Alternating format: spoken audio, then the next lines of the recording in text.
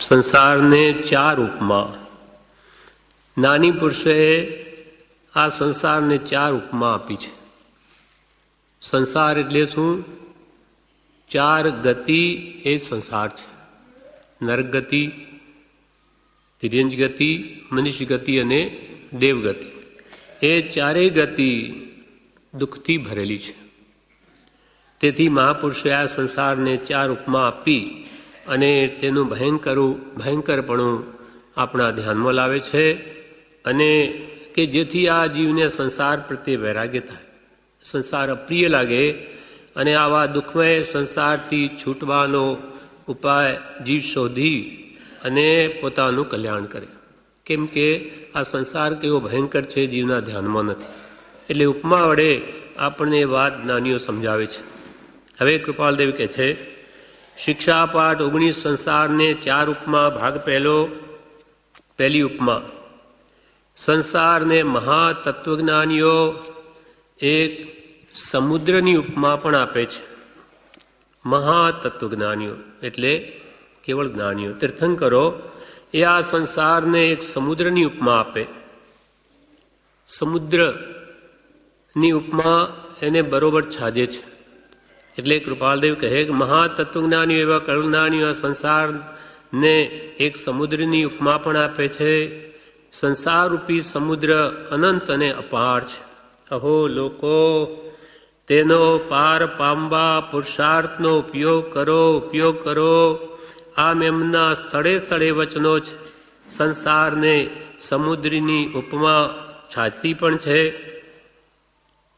સમુદ્રમાં જેમ મોજાની છોડો ઉછળ્યા કરે છે, તેમ સંસારમાં વિષયરૂપી અનેક મોજાઓ ઉછળે છે. સંસારરૂપી સમુદ્ર અનંત અને અપાર છે.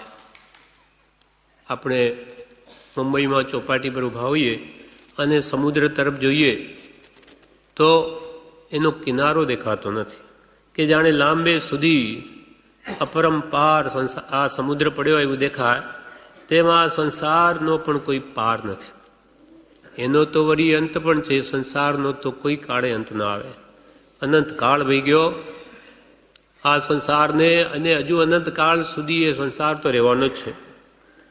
આ સમુદ્ર જેમ અનંત અને અપાર જણાય છે, તેમાં સંસાર પણ અનંત અને અપાર છે. માટે હે ભવ્યો, તમે આ સંસારરૂપી સમુદ્રને પાર પામવા માટે પુરુષાર્થનો ઉપયોગ કરો. એટલે સંસારને પાર પામવા માટે, એને તરી જવા માટે તમે સત્પુરુષાર્થ કરો. નાની પુરુષો જે એનો સાચો ઉપાય બતાવે તે કરો, કે જેથી આ દુઃખમય સંસારથી તમે સર્વકાળને માટે છૂટી જાઓ. એમ જ્ઞાની પુરુષોના સ્થળે સ્થળે આવા વચનો છે કે આ સંસાર સમુદ્રની જેમ અપાર છે અને અનંત દુઃખમય છે. સંસારમાં જ્યાં સમુદ્રમાં જેમ જોઈએ ત્યાં પાણી ને પાણી, તેમ આ સંસારમાં શું ભરેલું છે? કષાય રૂપી રસ અને મોહનો વાસ છે જેમાં. માટે હે ભવ્યો, એ મોહના કારણે તમને જન્મજરા મૃત્યુના દુઃખ સદા અનુભવવા પડે. માટે એ સંસારમાં સદૈવ જીવો ત્રાસ જ પામે છે. માટે ત્રાસથી છૂટવા માટે તમે સત્પુરુષ પાસે એ સંસાર સમુદ્રથી કેમ તરવું એનો ઉપાય જાણીને એ સર્વ દુઃખનો નાશ કરો. બ્રહ્મચારી આ ભાવ પ્રજ્ઞાઓનો લખ્યો છે. ચાર કસાય રસે ભર્યો જી, મિથ્યા સંયમ વાસ. જન્મ જરાને મૃત્યુનો જી, જન્મ જરાને મૃત્યુનો જી. સંસારે છે ત્રાસ જીવ જોને, ક્ષણ ક્ષણ નર ભવય અવસર જાય. ચાર કસાય રસે ભર્યો જી. આ સંસાર રૂપી સમુદ્રમાં ચાર કસાય રૂપી રસ ભર્યો. જ્યાં જુઓ ત્યાં ક્રોધ માન માયા લોભ આદિ એ જ રસ ભર્યા છે, અને એને લઈને જીવો મોહમાં પડ્યા છે. કસાયને લઈને, કસાય કહો અથવા મોહ કોઈ એક જ છે. કસાય ચારિત્ર મોહ છે અને એનું મૂળભૂત કારણ દર્શન મોહ છે. દર્શન મોહ, ચારિત્ર મોહ એ મોહનીનો જ પરિવાર છે. મોહ છે ત્યાં સંયમ અસંયમ છે. એટલે મિથ્યા સંયમ વાસ એના ફળમાં આપણે જન્મ જરા અને મરણનો આ સંસારમાં અનાદિકાળથી ત્રાસ અનુભવીએ છીએ. જન્મવું, મોટા થવું, વૃદ્ધાવસ્થા પામવી, મૃત્યુને શરણ થવું, અને અનેક એમાં વળી વચ્ચે રોગના દુઃખ, વળી ચિંતાઓ, ઈષ્ટનો વિયોગ, અનિષ્ટનો સંયોગ, એવા અનેક દુઃખો જીવ સંસારમાં અનંતકાળથી આપણો આત્મા ભોગવે છે. 84 લાખ જીવાની માટે એને તમે તરવા માટે પુરુષાર્થનો ઉપયોગ કરો. આમ એમના સ્થળે સ્થળે વચનો છે. અને કૃપાલદેવ કહે, આ સંસારને સમુદ્રની ઉપમા છાજતી પણ છે, એટલે એને બરોબર બેસે છે આ ઉપમા. હવે કૃપાલદેવ કેવી રીતે બરોબર બેસે, એક એક વાત જણાવે. સમુદ્રમાં જેમ મોજાની છોડો ઉછળે, તરંગો એ જેમ ઉછળ્યા કરે, તેમ સંસારમાં વિષયરૂપી અનેક મોજાઓ ઉછળે છે. 5 દિનના વિષયોની ઈચ્છાઓ રૂપી અનેક તરંગો ઉઠ્યા જ કરે છે. આપણે સમુદ્રના કિનારે આ મુંબઈમાં જોયું તે કિનારા ઉપર બધી તરંગો આવ્યા જ કરે. એક જાય બીજી પાછળથી, અને દૂરથી પણ જેવા દેખાય ત્યાંથી નવી નવી તરંગો આવતી હોય, એટલે નવું આવે ને પાછું કિનારે અથડાઈને ભાંગી જાય. એમ અનેક ઈચ્છાઓ રૂપી તરંગો. કઈ ઈચ્છાઓ? તે બ્રહ્મચારીજી વિવેચનમાં કહ્યું કે આ 5 ઇન્દ્રિયો દ્વારા કાં તો એને કંઈક સાંભળવાનું, કાનથી મન થાય, સંગીત આદિ, કાં સુગંધ સૂંઘવાનું મન થાય, કાં પછી કંઈક સારું એવું ખાવાનું ચાખવાનું મન થાય, કે પછી વળી કંઈ રૂપાદિ, સિનેમા, ટીવી આદિ આજે આ જમાનો એ જોવાનું મન થાય, અને શરીર કોમળ સ્પર્શી છે. આવી રીતે 5 ઇન્દ્રિયોની ઈચ્છાઓ જીવને સદૈવ મૂંઝવે છે. એ રૂપ મોજાઓ આવ્યા જ કરે છે. એક ઈચ્છા પૂરી થઈ, બીજી થઈ પૂરી, બીજી કે ત્રીજી, એમ એનો કોઈ કાળે નિવેડો જ આવતો નથી. અનંતકાળ વહી ગયો, છતાં ઈચ્છાનો નાશ નહીં થયો. એમ સમુદ્ર છે ત્યાં આ મોજાઓ રૂપી તરંગો અનંતકાળ, અનાદિકાળથી સમુદ્ર છે ત્યારથી એ તરંગો ઉછળે જ, એ મટે નહીં. તેમ સંસારમાં જીવ છે ત્યાં સુધી એને તરંગો ઉછળ્યા જ કરવાના. સંસારમાં કોઈ દિવસ શાંતિ ન પામે, કેમ કે તે સંસારમાં વિષયરૂપી અનેક મોજાઓ ઉછળે, અને સમુદ્રના જળનો ઉપરથી જેમ સપાટ દેખાવ છે, તેમ સંસાર પણ સરળ દેખાવ દે છે.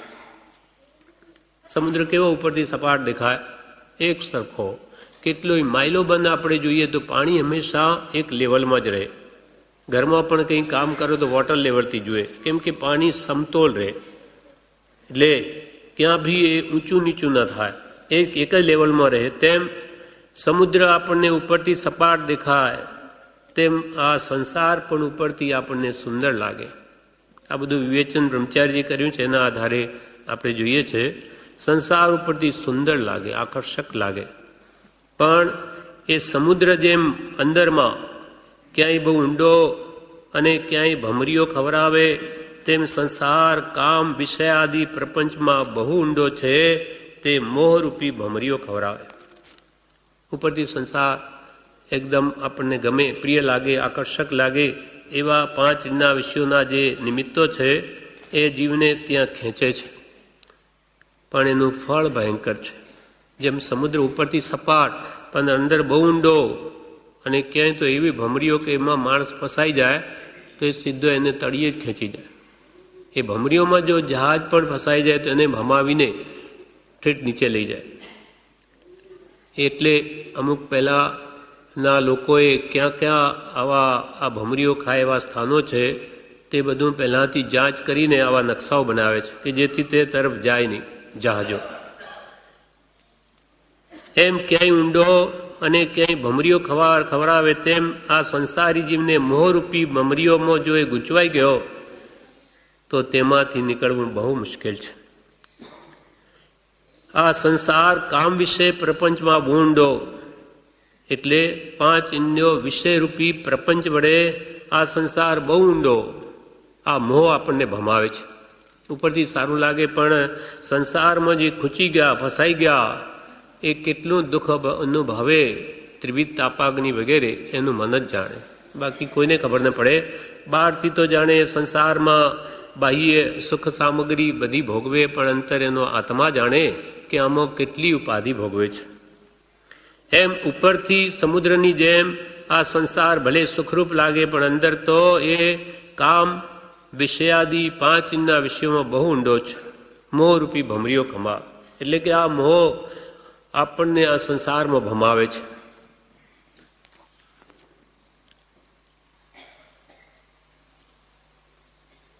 થોડું જળ છતાં સમુદ્રમાં ઊભા રહેવાથી કાદવમાં ખૂંચી જઈએ, તેમ સંસારના લેશ પ્રસંગમાં તે તૃષ્ણારૂપી કાદવમાં જીવને ખૂંચવી દે છે. થોડુંક જળ હોય તો કે એમાં શું, પણ એમાં જે કાદવ હંમેશા બન્યો રહે એવી ચીકણી માટી હોય કે એને એવો ફસાવી દે કે નીકળવું ભારે થઈ પડે. માટે જેમ છીછરું પાણી હોય સમુદ્રમાં, એમાં ઊભા રહેવાથી પણ માણસ કાદવમાં ખૂંચી જાય, તેમાં સંસારને સરખી ઉપમા આપે છે. તેમાં લેસ પ્રસંગ કરે, અલ્પ વિશેષ સેવે, તો પણ એને એમાં વિશેષ આનંદ આવતો થાય અને એ તૃષ્ણારૂપી કાદવમાં એને ખૂંચવી દે, પછી નીકળી ન શકે. જેમ આંગળી આપતા પહોંચો પકડી લે, એમ થોડાક પણ વિષયોનું જે સેવન આજીવ કરે તો એ ધીમે ધીમે એને આખો જ ગળી નાખે. આવો સંસાર રૂપી સમુદ્ર છે. સમુદ્ર જેમ નાના પ્રકારના ખરાબા અને તોફાનથી નાવને કે વહાણને જોખમ પહોંચાડે, સંસારમાં નહીં, સમુદ્રમાં નાના પ્રકારના ખરાબા એટલે શું? સમુદ્ર નીચે નાના પ્રકારની ટેકરીઓ હોય, એને ખરાબા કહ્યા. ત્યાં જો વહાણ અથડાય તો ભાંગી જાય. એમ આ સંસાર છે તે કામરૂપી તોફાન અને વહાણને અને કામરૂપી તોફાનથી ધર્મરૂપી હોડી એને વહાણને આ ખરાબાઓ નુકસાન પહોંચાડે. તેમ સ્ત્રીઓ રૂપી ખરાબા સંસારમાં આ સંસારરૂપી સમુદ્રથી જીવ તરવા માંગે તો એમને એ ખરાબા રૂપ શું? સ્ત્રીઓ રૂપી ખરાબા. સ્ત્રીઓને પુરુષો, પુરુષોને સ્ત્રીઓ, જે આકર્ષણ છે પુરુષવેદ સ્ત્રીવેદનું, એ એને માટે ખરાબા સમાન છે. એને તરવા નહીં દે સંસારમાંથી, એ મોંમાં ફસાવી દે. આ કૃપાલ દેવે આ બધી જે તુલનાત્મક અધ્યયન કર્યું શાસ્ત્ર અનુસારે, એમાં બ્રહ્મચારી આ વિવેચનમાં કહે કે સ્ત્રીઓ રૂપી ખરાબા થી એ ધર્મરૂપી હોડી ડૂબી જાય. એમાં મોહ છે આપણને માટે. મોહ ન હોય તો સ્ત્રી આત્મા છે, પુરુષે આત્મા છે, બધા જ આત્મા છે, પણ એ મોહ જ્યાં સુધી છે ત્યાં સુધી એને બાધક છે. કેમ કે સંસારમાં સ્ત્રી પરિચય જીવને ઉપરથી સારો લાગે, તેમાં મીઠાશ આવે અને એ આત્માને હાનિ કરે છે. તેમ સ્ત્રીઓ રૂપી ખરાબા અને કામરૂપી તોફાનથી આ સંસાર આત્માને જોખમ પહોંચાડે છે. એટલે કે ધર્મરૂપી જહાજને ડૂબાડી દે, તરવા ન દે, આગળ જવા ન દે જો મોહમાં ફસાઈ ગયો હતો. અને સમુદ્ર જેમ અગાધ જલથી શીતળ દેખાતો છતાં વડવા નલ નામનો અગ્નિ તેનો તેમાં વાસ છે, તેમ સંસારમાં માયારૂપી અગ્નિ બળ્યા જ કરે છે. સમુદ્ર કેવો ઉપરથી શીતળ દેખાય, પણ એમાંય વડવાનલ નામનો અગ્નિ છે. એટલે ગમે એટલું પાણી વધે કે અગ્નિ એને ખાઈ જાય. વરસાદના દિવસોમાં, ચોમાસામાં કેટલી બધી નદીઓ સમુદ્રમાં જઈને ભળે, તો એ સમુદ્ર કેટલો ઉભરાવો જોઈએ, પણ એ મર્યાદા કદી છોડતો નથી. એ છોડે તો આખું મુંબઈ ડૂબી જાય, પણ એ મર્યાદા કદી ન છોડે. કેમ કે એમાં વડવાનલ નામનો અગ્નિ છે, એ બધું જ અંદર શોષણ થતું જ જાય. તેવી રીતે સમુદ્ર જેમ અગાધ જળથી શીતળ દેખાતો છતાં વડવા નલ નામના અગ્નિનો તેમાં વાસ છે, તેમ સંસારમાં માયારૂપી અગ્નિ બળ્યા કરે છે. તેમાં વડવા નલ નામનો અગ્નિ, તેમાં સંસારમાં સુખ છે એમ જીવને મનાય છે, એ રૂપ માયા. અને અંતરમાં મોહ માયારૂપી અગ્નિ પ્રત્યેક આત્માના હૃદયમાં સદા બળ્યા જ કરે છે, તૃષ્ણારૂપી અગ્નિ. આ સંસારમાં સુખ બુદ્ધિ છે, એટલે ખાવાથી સુખ મળશે, ભોગવાથી, જોવાથી એની વૃત્તિ હંમેશા એક પછી એક ઉઠ્યા જ કરે છે. સમુદ્ર જેમ ચોમાસામાં વધારે જળ પામીને ઊંડો ઉતરે, તેમ પાપરૂપી જળ પામીને સંસાર ઊંડો ઉતરે છે, એટલે કે મજબૂત પાયા કરતો જાય છે. ચોમાસામાં વધારે જળ પામીને એ બધું જળને સમાવી લે, કેમ કે તેમાં વડવાનલ નામનો અગ્નિ છે. તેમ પાપરૂપી જળ પામી અને સંસાર ઊંડો ઉતરે, જેમ જેમ જીવ પાપથી ભારે થાય તેમ તેમ એને વિશેષ તૃષ્ણા વધે. કેટલું બધું એને મળે તો પણ સંતોષ થાય જ નહીં. કૃપાલ દે કે આખા વિશ્વનું પણ એને જો મળી જાય તો પણ એની તૃષ્ણાનો તો એક ખૂણો ન ભરાય, તૃષ્ણારૂપી ખાડાનો. એટલી બધી પ્રત્યેક જીવની આકાશ જેવી અનંત તૃષ્ણા છે. એટલે મહાપુરુષો કે જે અનંત કાળના દેવલોકના ભોગો ભોગવ્યા છતાં પણ કોઈ દિવસે તમને સંતોષ ન થયો, તો અહીંયાના તુચ્છ ઇન્દ્રિય સુખો ભોગવવાથી શું સંતોષ થવાનો છે? એના પર એક દ્રષ્ટાંત છે. એક લાકડા ફાડનાર હતો, એનું નામ અંગાર દાહક. એ લાકડા ફાડવા માટે જંગલમાં ગયો. ત્યાં પાણીનો ઘડો સાથે લઈને ગયો. કામ કરતાં બહુ તરસ લાગી એટલે ઘડો પી ગયો, આખું પાણી. આખો ઘડો પી ગયો છતાં પણ તૃષ્ણા શમી નહીં, તરસ છીપી નહીં. એટલે થાકથી થોડો આરામ કરવા સૂઈ ગયો. હવે સૂતો કે એને એના સપના આવ્યા. તરસ લાગેલી છે એટલે જાણે એ કોઈ તળાવ પર ગયો, બધું પાણી પી લીધું સપનામાં. પછી કોઈ કૂવા પર ગયો, એ બધું પી લીધું. નદી પર ગયો, એ બધું પી લીધું. સમુદ્ર પર ગયો, સમુદ્રે આખો પી લીધું. છતાં એની તૃષ્ણા તો શમી જ નહીં. પછી શું થયું? એક ખાબોચિયું જોયું, થોડુંક ઊંડું. એમાંય પાણી જોયું.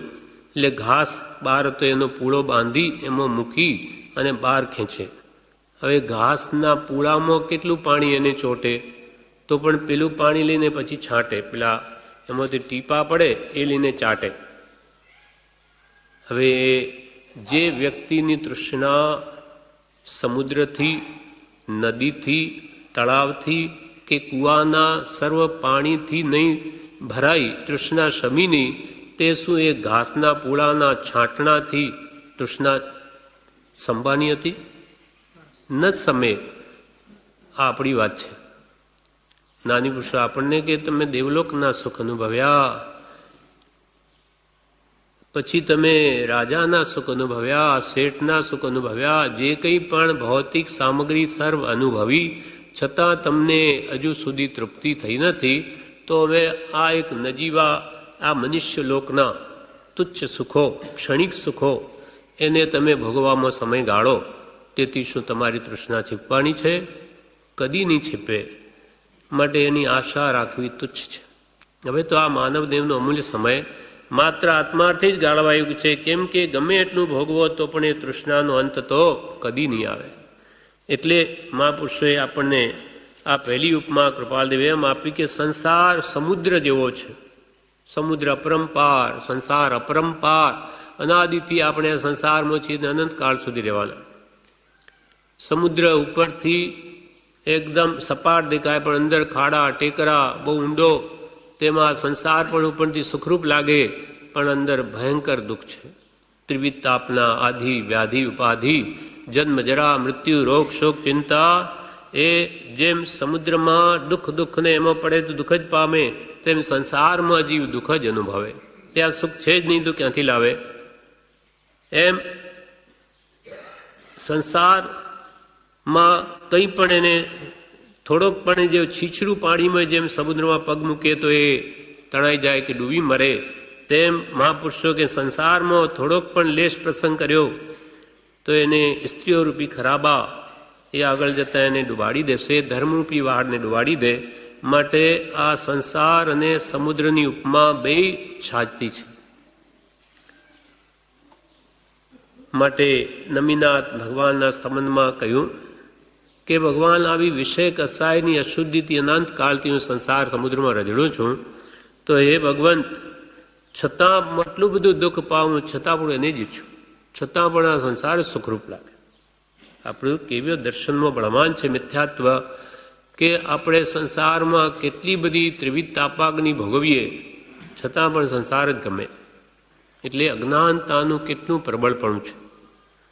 એટલે નમીનાથ ભગવાનના સ્તવનમાં કહે છે, નમી નમી નમી નમી વિનવું સુગુણ સ્વામી જીણંદનાથ રે. નમી નમી નમી નમી વિનવું. હે ભગવાન, વારંવાર આપને નમસ્કાર કરીને એક વાત વિનું છું કે વિષય કષાય શુદ્ધતા ન ઘટે નિરધારનાથ રે. તો પણ વંચું તે હને, તો પણ વંચું તે હને. કિમતરીએ સંસારનાથ રે. નમી નમી નમી નમી વિનવું. આ વિષયો પાંચ ઇન્દ્રિયના અને એને લઈને ક્રોધ આદિ કષાય ભાવો એ આટલા બધા મને મૂંઝવે છતાં પણ ન ઘટે, છતાં પણ ઘટતા જ નથી. છતાં વિષયોની જ ઈચ્છા થાય કે આ કષાયમાં જ પ્રવર્તું. ન ઘટે નિર્ધાર, તો પણ વંછું તેને, તો પણ પાંચ ઇન્દ્રના વિષયોને જ ઈચ્છું. કિમતરીએ સંસાર, તો આવા ભવ સમુદ્રમાંથી અમે કેવી રીતે પાર ઉતરીએ? હે ભગવાન, આપને અમારી આ વિનંતી છે કે એમાંથી કે એમને ઉપાય સુઝાડો કે આ ભયંકર સંસારરૂપી સમુદ્રથી અમે કેમ પાર ઉતરીએ. આ બધા ચારે ઉપમાઓ કૃપાલદેવ આપણને આપી પછી અંતમાં એના ચારેનો ઉપાય બતાવશે. ચારે ઉપાય પછી બતાવે છે કે સંસારરૂપી સમુદ્રમાંથી કેમ નીકળવું. અથવા બીજી ઉપમા હવે અગ્નિની આપે છે. પછી સંસાર કેવો છે? અગ્નિ જેવો, આગ જેવો. અગ્નિ જેમ આપણને બાળે તેમ સંસારના બધા કામો અંતરમાં બળતરા જ ઉત્પન્ન કરે છે. એ વાત હવે કૃપાલદેવ બીજી ઉપમાથી સમજાવે. સંસારને બીજી ઉપમા અગ્નિની છાજે છે. અગ્નિ જેમ આપણને કેવો બાળે તેમાં સંસાર એ બળતરા જ ઉત્પન્ન કરે છે. અગ્નિથી કરીને જેમ મહાતાપની ઉત્પત્તિ છે એમ સંસારથી પણ ત્રિવિધ તાપની ઉત્પત્તિ છે. અગ્નિમાં હાથ નાખીએ તો બળીએ, ભયંકર આપણને બળતરા થાય, સહન ન થાય. તેમ સંસારથી પણ ત્રિવિધ તાપની જ ઉત્પત્તિ છે. આ સંસાર પણ આપણને બાળે જ છે. ત્રિવિધ તાપાગ્નિ એ શું છે? આધિ, વ્યાધિ અને ઉપાધિ. આધિ એટલે માનસિક દુઃખ, મનની જે અનેક ઈચ્છાઓ ઉદ્ભવે અને એને લઈને આપણો આત્મા જે પીડિત છે હંમેશા, કે ઈચ્છા નવી નવી યુગે કળને વળે છે. એક ઈચ્છા પૂરી થાય, બીજી પૂરી થાય, ત્રીજી, એનો કોઈ પાર જ આવતો નથી. એટલે આ જીવ હંમેશા ત્રિવિધ તાપાગ્નિથી દુઃખી છે. માનસિક પીડાઓ એ શારીરિક પીડાઓ કરતાં વિશેષ છે. મનનું દુઃખ છે એ શરીરના દુઃખ કરતાં પણ વધારે છે.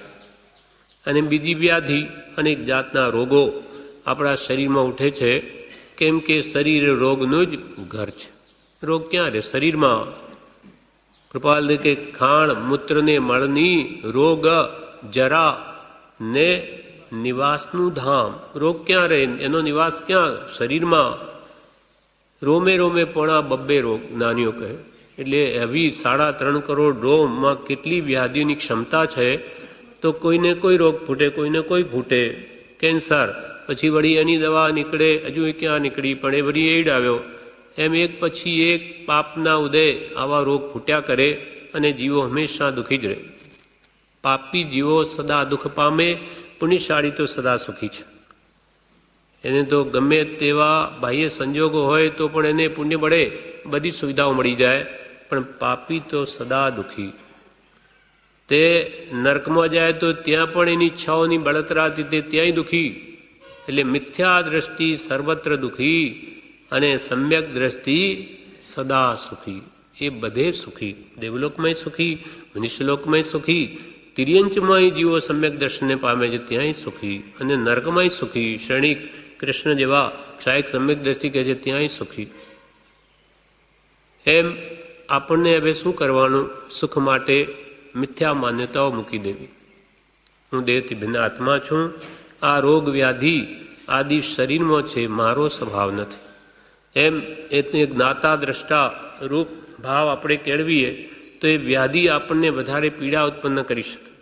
અને માનસિક દુઃખો જે ઉઠે એને જ્ઞાનીઓ કેમ વિચારવું કે જે કાળે જે થવાનું છે તેમ થશે જ. હું ચિંતા કરવાથી શું વિશેષ એમાં ફરક પડે? માટે કોઈ પણ ઉપાય કરવા પ્રયત્ન કરવો, પણ ચિંતા તો માત્ર આત્મગુણ રોધક છે. ચિંતા તો આપણા આત્માને ગુણોને હણી નાખે અને નવા કર્મ બંધાવે.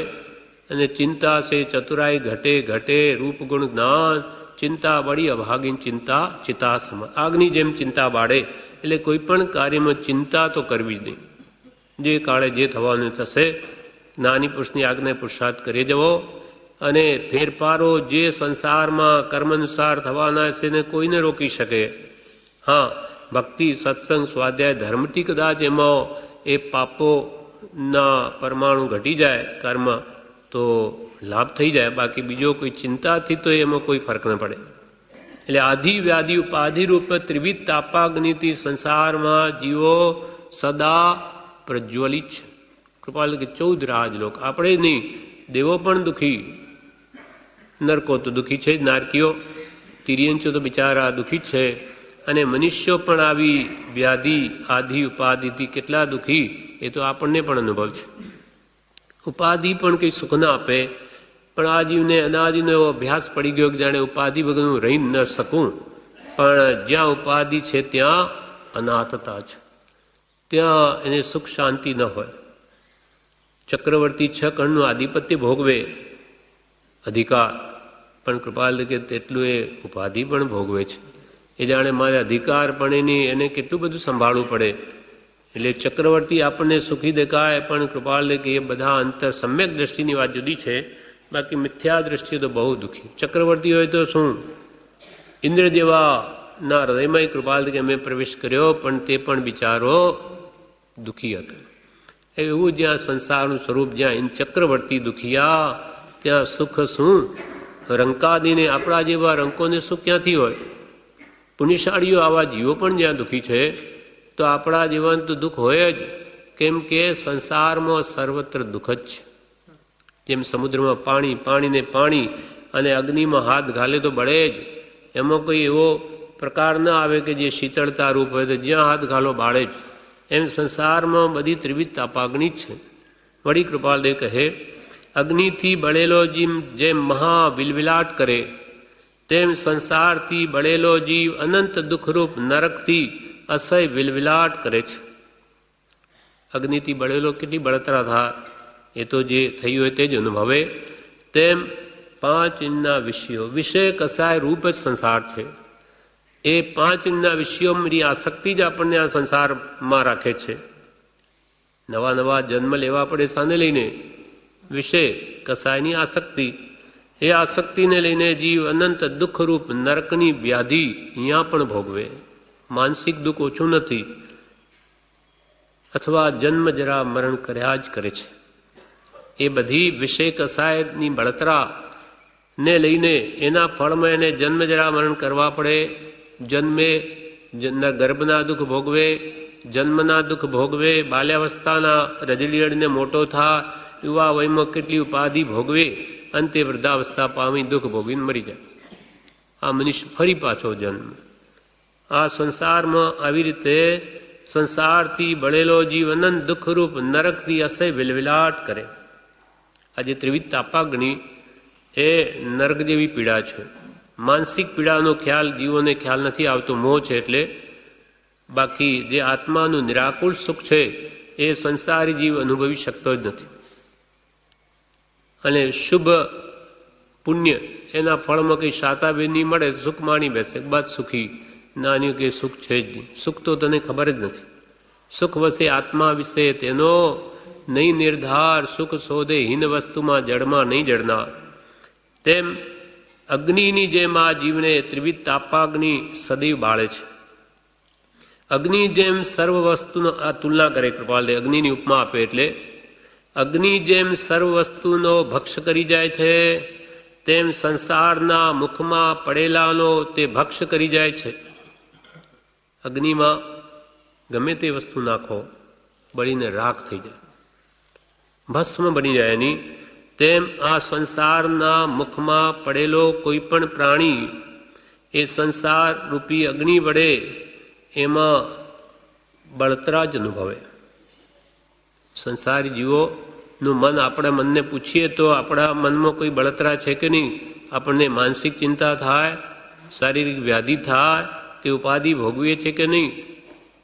તો ખ્યાલ આવી જાય સંસારમાં છે એટલે એને અગ્નિ જેમ ભક્ષ કરે તેમ એને પણ સંસારમાં પડવાથી એને ત્રિવિધ તાપાગ્નિરૂપ બળતરા ઉત્પન્ન થાય જ. કેમ કે સંસાર અગ્નિ જેવો છે, એ કોઈને શીતળતા ના આપે, કેમ કે ત્યાં છે જ નહીં. પણ આ જીવે માની બેઠો છે, એનું નામ જ મોહ છે. મિથ્યાત્વ બળવાન છે, એને લઈને એને બળતરામાં સુખ માન્યું, એ જ અનાદિકાળનું અજ્ઞાન છે.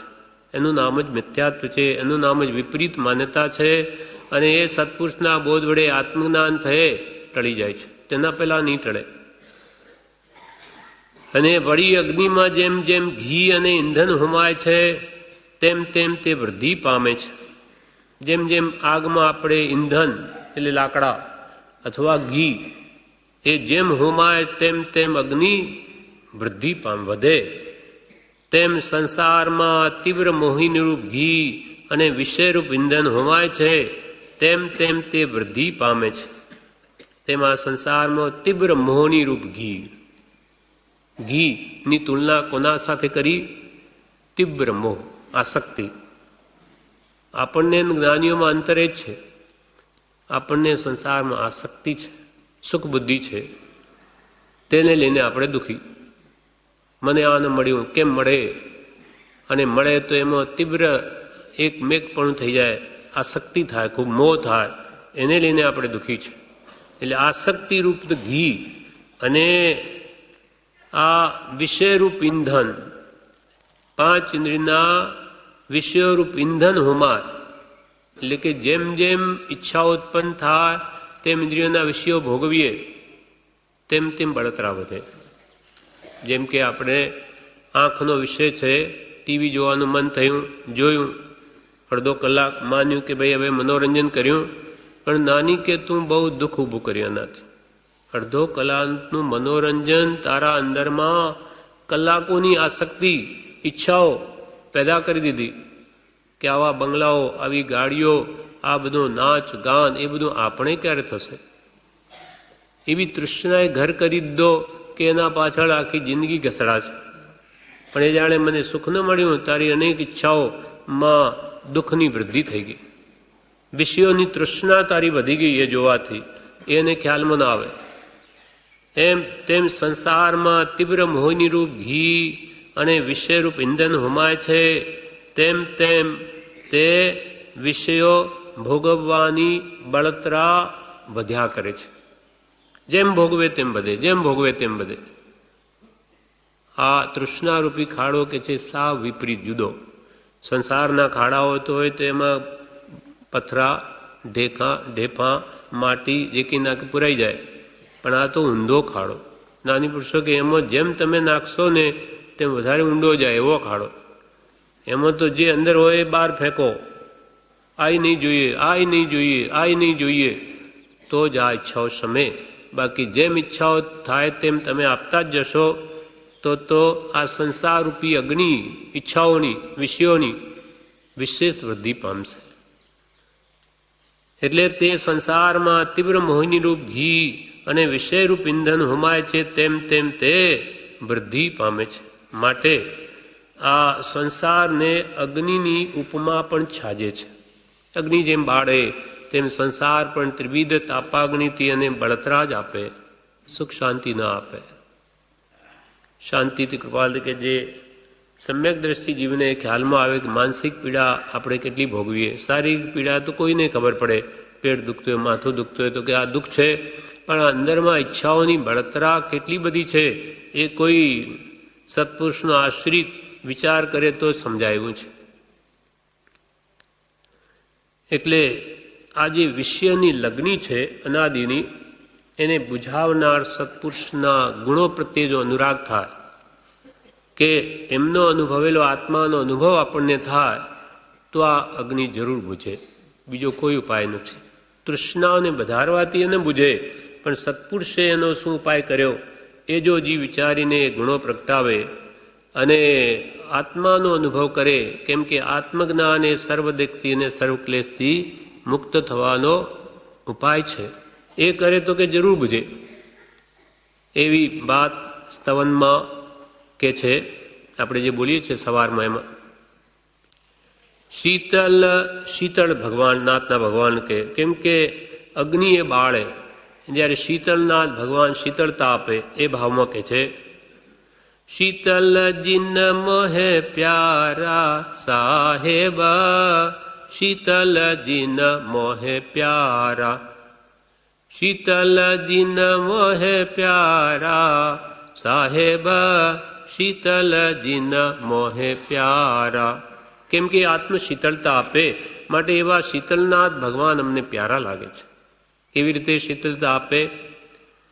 વિષય લગન કી અગ્નિ બુઝાવત, તુમ ગુણ અનુભવ ધારા. વિષયની મને લગ્ની લાગેલી છે, 5 વિષયો ભોગવું તો સુખ પામું, એ રૂપ અગ્નિ બળતરામાં હંમેશા ઈચ્છાઓની બળતરામાં વળ્યા કરું છું. તેને આપના ગુણો બુઝાવી દે, અગ્નિને ઈચ્છાઓને જ ઘટાડી દે, વિષયોની ઈચ્છાઓને જ મારી નાખે, મટી જાય, એવો આપનો ઉપદેશ છે.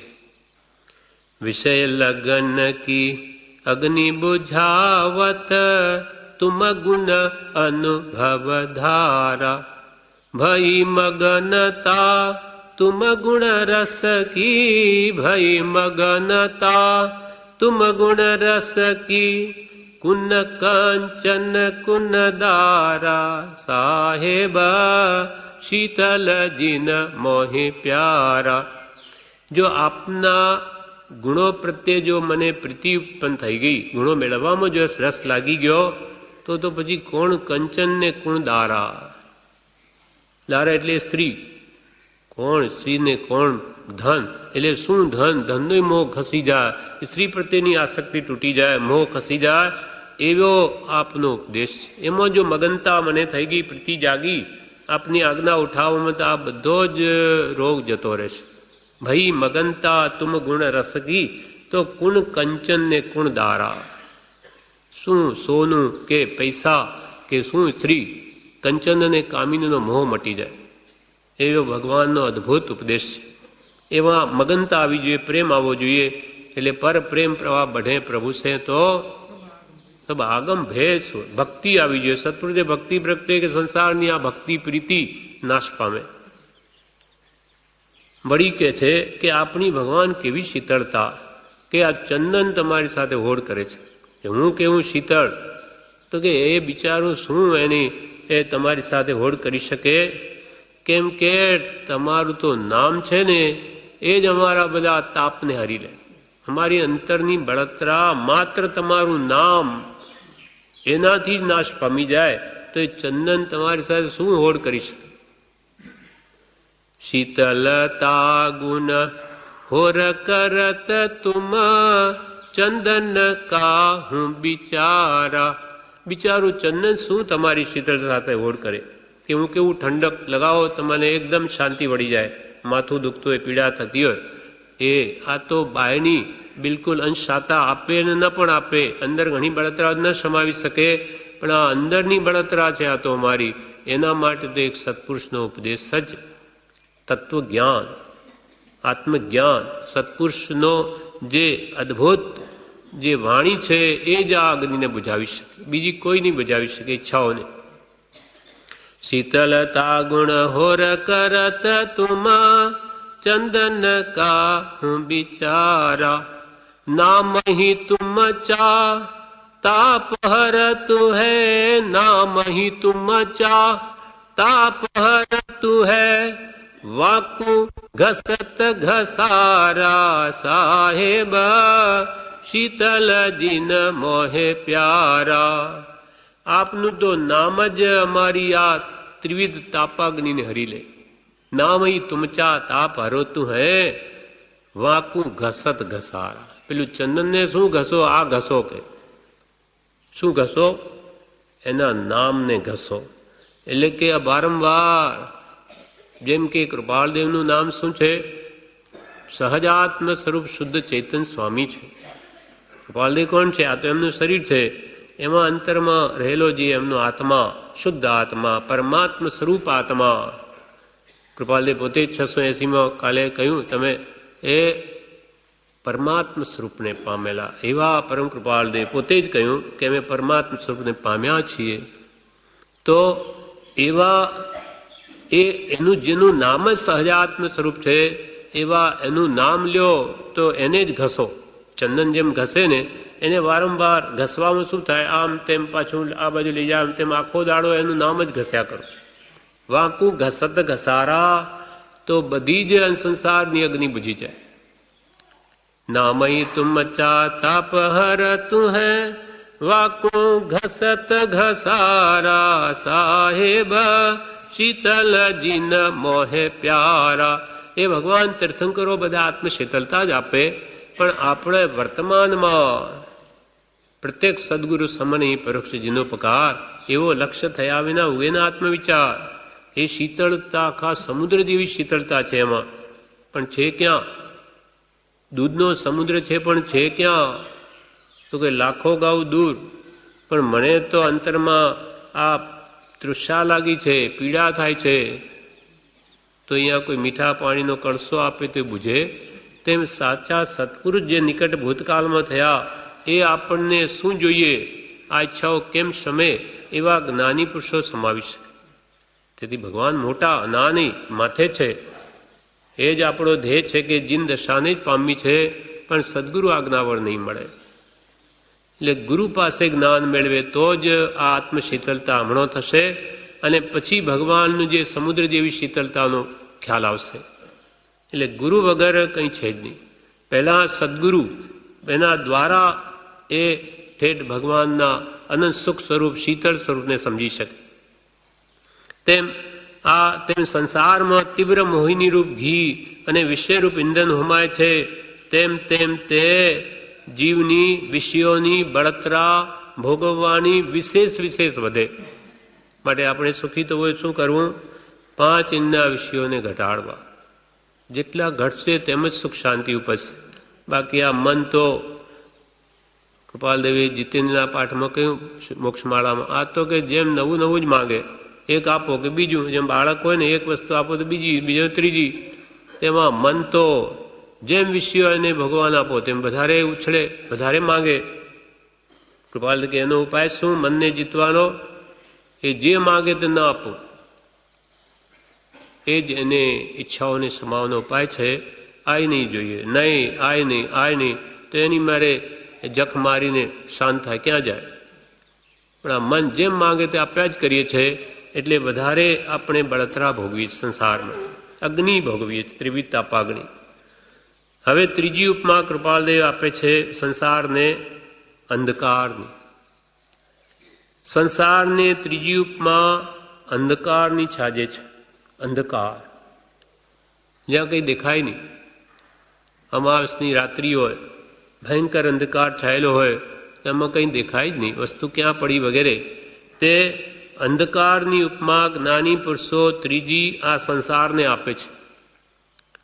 મિથ્યાત્વ રૂપી અંધકાર, અજ્ઞાન રૂપી અંધકાર. જેમ છે તેમ પદાર્થનું સ્વરૂપ આપણને દેખાતું જ નથી. છે સામે જ છે, છતાં નથી દેખાતું. કેમ? અંધકાર છે. અહીંયા વસ્તુ બધી પડી હોય, પણ ભયંકર અંધારું હોય તો કંઈ દેખાય નહીં. તે પોતે આત્મા છે, એનાની અનંત રિદ્ધિ છે, પણ એ કેમ દેખાતી નથી? તો કે અજ્ઞાન રૂપી અંધકારમાં છે. એટલે એને આત્માની અનંત શક્તિઓ, અનંત રિદ્ધિઓ એના ખ્યાલમાં જ નથી આવતી. એટલે સંસારને ત્રીજી ઉપમા જ્ઞાની પુરુષો અંધકારની આપે છે. અને કૃપાલ કે છાજે પણ છે, એ પણ કે યોગ્ય લાગે. કેવી રીતે? અંધકારમાં જેમ સિંદરી સર્પનું ભાન કરાવે, સિંદરી એટલે દોરી. હવે અંધારામાં પડી હોય ને આપણે આછું નહીં જેવું કંઈ દેખાતું હોય તો કે હા આ સાપ છે, આ સાપ પડ્યો છે, હોય દોરી દેખાય સાપ. તેમ અંધકારમાં જેમ સિંદરી એટલે દોરી સર્પનું ભાન કરાવે, તેમ સંસાર સત્યને અસત્ય રૂપે બતાવે છે. જે સત્ય છે એને તો અસત્ય બતાવે, અસત્યને સત્ય બતાવે. જેમ કે આ શરીર એને આ નાશવંત છે એને તો નિત્ય બતાવે, અને અપવિત્ર છે એને પવિત્ર બતાવે. આ સંસારનો મોહ, દર્શન મોહને લઈને આ શરીર નાશવંત હોવા છતાં આપણને જાણે હું તો કાયમી રહેવાનો, મારે કંઈ વાંચન આવે. કેટલો ઘરડો થઈ જાય 80 વર્ષનો તો એને ઉપર ઉપર દેખાય. હવે તો કે ભાઈ ઉપર પાકી ગયા, આપણે 70-80 વર્ષના થઈ ગયા, હવે 2-5 વર્ષના મહેમાન છીએ, આરાધના કરવી એટલે કરી લો, પછી ગઈ બાજી હાથમાંથી. તો એ આપણે ગોવિંદભાઈ દેખાય કે 105 વર્ષ આપણા આશ્રમ જ છે ને, કદાચ આપણો નંબર એમાં જ હોય. એમ જીવને આગળ આગળ દેખાય, પણ અરે આ તો પૂરું થઈ ગયું, હવે તો કાલે આપણે છે કે નહીં કંઈ કહેવાય નહીં, એટલે શીઘ્ર આત્મકલ્યાણ કરી લો. રાત દિવસ પુરુષાર્થ માંડીને આવો અદ્ભુત જોગ ફરી આત્મા ન આવે. પણ આ જીવને આમ વિપરીત જ મનાવે આ મોહ. સત્ય વાત છે કે 2, 5, 15 વર્ષમાં અવશ્ય જવાનું, તે એને એટલું મોટું આયુષ્ય લાંબુ દેખાય. એમ આ કોણ કરે આ બધું? મિથ્યાત્વ, દર્શન મોહ, મોહનીય કર્મ આ આપણને બધું ભૂલાવે. તેમ નાશવંતને તો નિત્ય બતાવે, અને શરીર કેવું છે? મહાપવિત્ર. એના જેવી ગંદી કોઈ વસ્તુ નથી જગતમાં, અને સર્વ ગંદવાળો પણ એને લઈને છે. નવું મકાન બાંધ્યું હોય, તેમાં સંડાસી હોય, બધી ટાઇલ્સો જડેલી હોય, સુંદર બનાવ્યું, પણ જ્યાં સુધી આપણે એમાં પ્રવેશ ન કર્યો, મળમૂત્ર ન કર્યા, ત્યાં સુધી તો સુંદર. અને એકવાર આપણે જો ત્યાં પહોંચી ગયા તો બસ પછી એ બંધ રાખો, અને આ ગંદવાળો છે, અરે આ ગંદુ, આ તો સંડાસ છે, પણ સંડાસ આવ્યું ક્યાંથી? કાલે તો એ મંદિર જેવું દેખાતું. એક વ્યક્તિ હતો મસરો નામનો, એને રાજસ્થાનથી ત્યાં લઈ ગયા મુંબઈ. એને એકી જવાનો ભાવ થયો, એટલે પેલા એ બીજાએ કીધું કે જો પેલો ત્યાં જા, સંડાસ બતાવ્યો. તે ત્યાં તો પગલાં, પહેલાં છૂટા પગલાં મળતા હતા સંડાસો, એ ત્યાં મળેલા. હવે ત્યાં એણે જઈને જોયું કે અરે આ તો મંદિર છે, એનો ભગવાનના પગલાં છે. મને એમ કેમ કહ્યું કે અહીંયા એકી જાઓ? એટલે આ પાછો આવ્યો. એ તો કે મંદિર છે ત્યાં. કેમ? તો કે ત્યાં પગલાં છે ભગવાન. અરે એ તો સંડાસ છે, અહીંયા એમ જ જવાનું, બીજું અહીંયા કોઈ જંગલ નથી બહાર જવાય. ત્યારે એની વાત સમજાઈ. કહેવાનો આશય કે એવો સુંદર આકાર બનાવેલું એવું સંડાસ ટાઇલ્સો જડી, અને ત્યાં એકવાર જો આપણા શરીરનો ત્યાં પ્રવેશ થઈ ગયો અને મળમૂત્ર કરી લીધા કે પછી બસ એ હવે સંડાસ બની ગયો, હવે દુર્ગંધમય બની ગયો. તો આ દુર્ગંધ ક્યાંથી આવી? આપણા શરીરમાંથી. આવી અપવિત્ર વસ્તુઓ ગમે તે બદામ પિસ્તા ખાય એની વિષ્ટા જ બનાવે, જાણે આ તો વિષ્ટાની ફેક્ટરી ન હોય. ગમે તે સારા પદાર્થ નાખો એની વિષ્ટા રૂપે જ બહાર કાઢે. એવું જે શરીર જેના નવે દ્વારમાંથી મેલ જ નીકળે, એટલે કેટલી અપવિત્ર વસ્તુ છે. નાકમાંથી લીંટ, આંખમાંથી ચીપડા, કાનમાંથી મેલ, મોઢામાંથી કફ, મળમૂત્રના દ્વારો, અને 3.5 કરોડ રોમ. તે મહાપુરુષો શું કે આ કે કપડાં શા માટે ધોવા પડે? આ મેલ તો એટલો મુખ્ય વાત નથી. એ તો વળી એક કપડું મહિના સુધી ચલાવી શકાય, સંભાળીએ તો મેલ ઓછો લાગે. પણ પસીનો જે 3.5 કરોડ રોમમાંથી નીકળે છે એ એને એવો ગંદો બનાવી દે કે બીજે દિવસે એમાંથી દુર્ગંધ ફૂટે. એમ આ બધી શરીરના 3.5 કરોડ હોલ રોમ છે, તેમાંથી પણ મેલ જ નીકળે. અંદર હોય તે નીકળે. ઘઉંની કોઠી હોય તો ઘઉં નીકળે, તેલનું હોય તો તેલ નીકળે. તેમાં આવા દુર્ગંધ જ ભરેલી, એટલે આ મેલ કચરો જ નીકળે. એવું જે શરીર અપવિત્ર, તેના પ્રત્યે આપનો સૌથી વધારે મોહ છે. સૌથી વધારે પ્રીતિ જીવની ક્યાં? શરીર ઉપર. પોતાના શરીરને પોતાનું સ્વરૂપ માને, એટલે પરના સ્વરૂપને પરનું સ્વરૂપ માને અને દેહમાં એ પ્રીતિ કરે, મોહ કરે. એટલે મહાપુરુષો કે આ અંધકારમાં જેમ સત્ય વસ્તુ ન જણાય, તેમાં સંસાર પણ અંધકાર જેવો જ છે. સત્ય વાત તો એને સમજાતી જ નથી અને અસત્ય સમજાવે, પાછું એમાં મોહ કરે.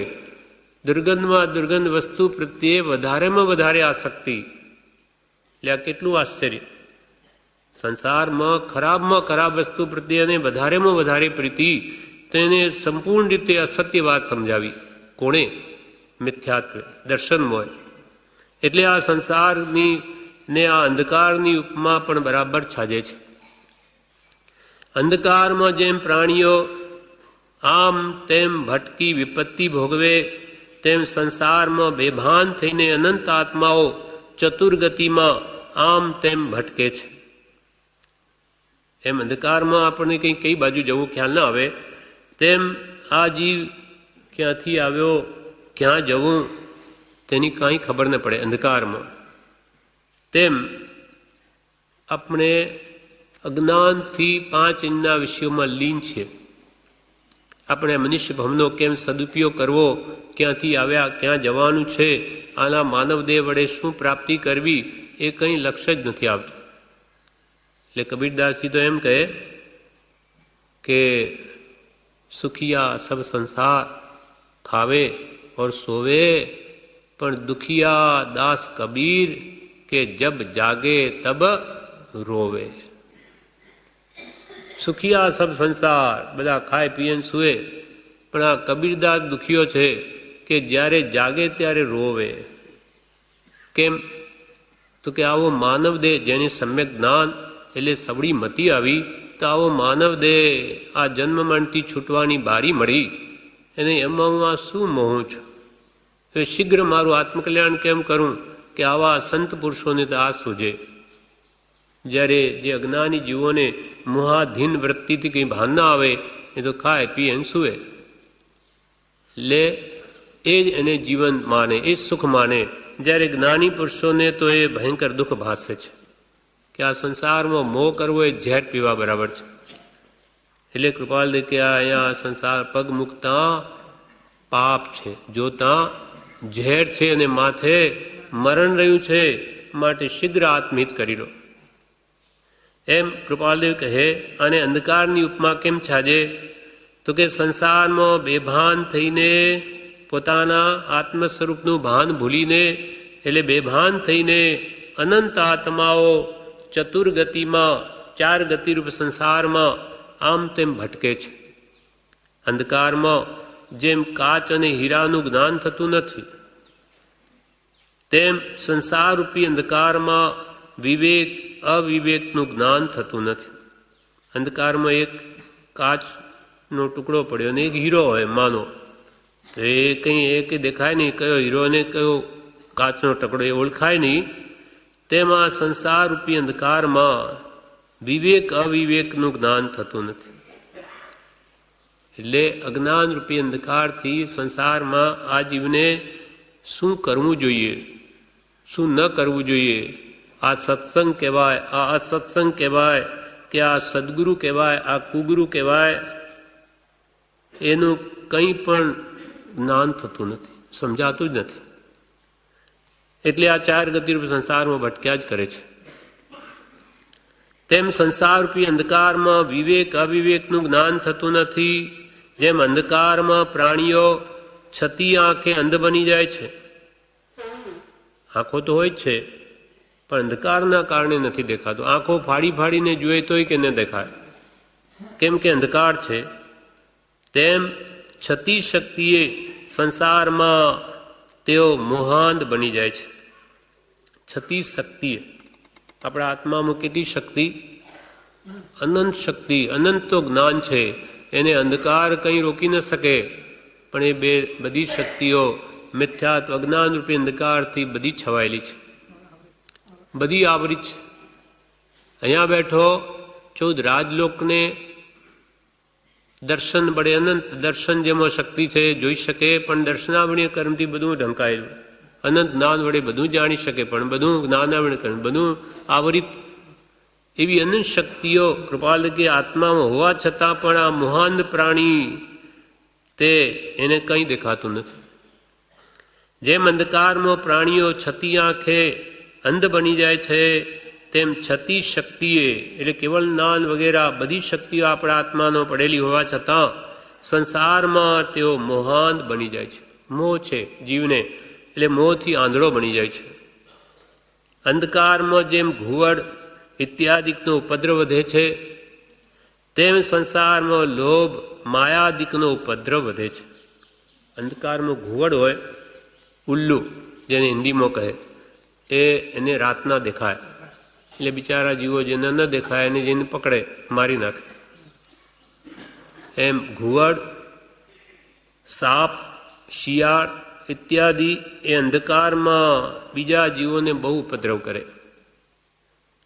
અંધકારમાં જેમ ઘુવડ ઇત્યાદિનો ઉપદ્રવ વધે, તેમ સંસારમાં કોનો ઉપદ્રવ વધે?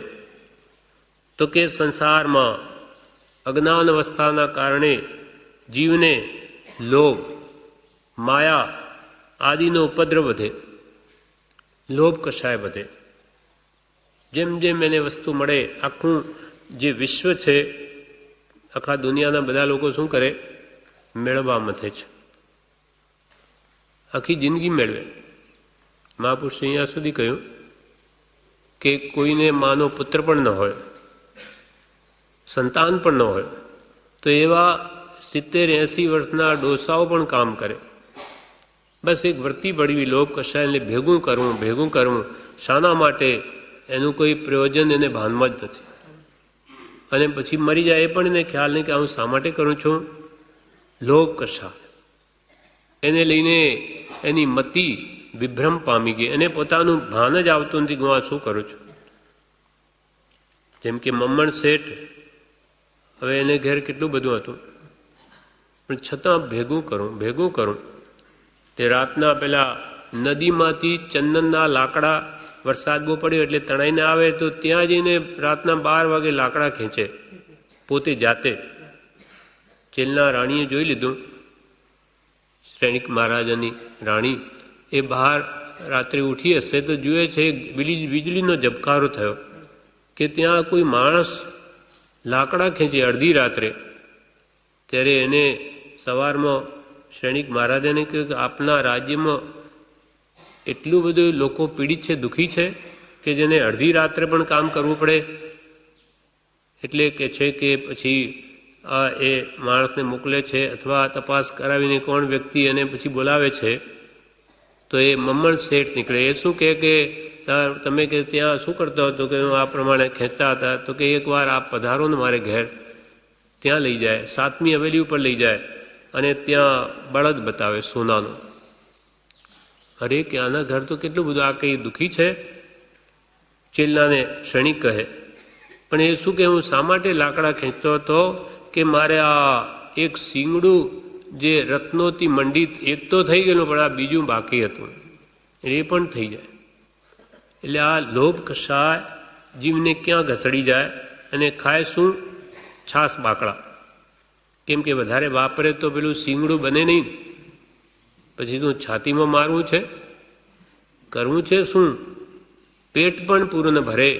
આવા લોભી જીવો પોતે પણ સુખ અનુભવે અને કુટુંબને પણ સુખી થવા નથી. કેમ કે એ ખાય તો વપરાઈ જાય, તો એ પાછું મારે ઓછું થઈ જાય.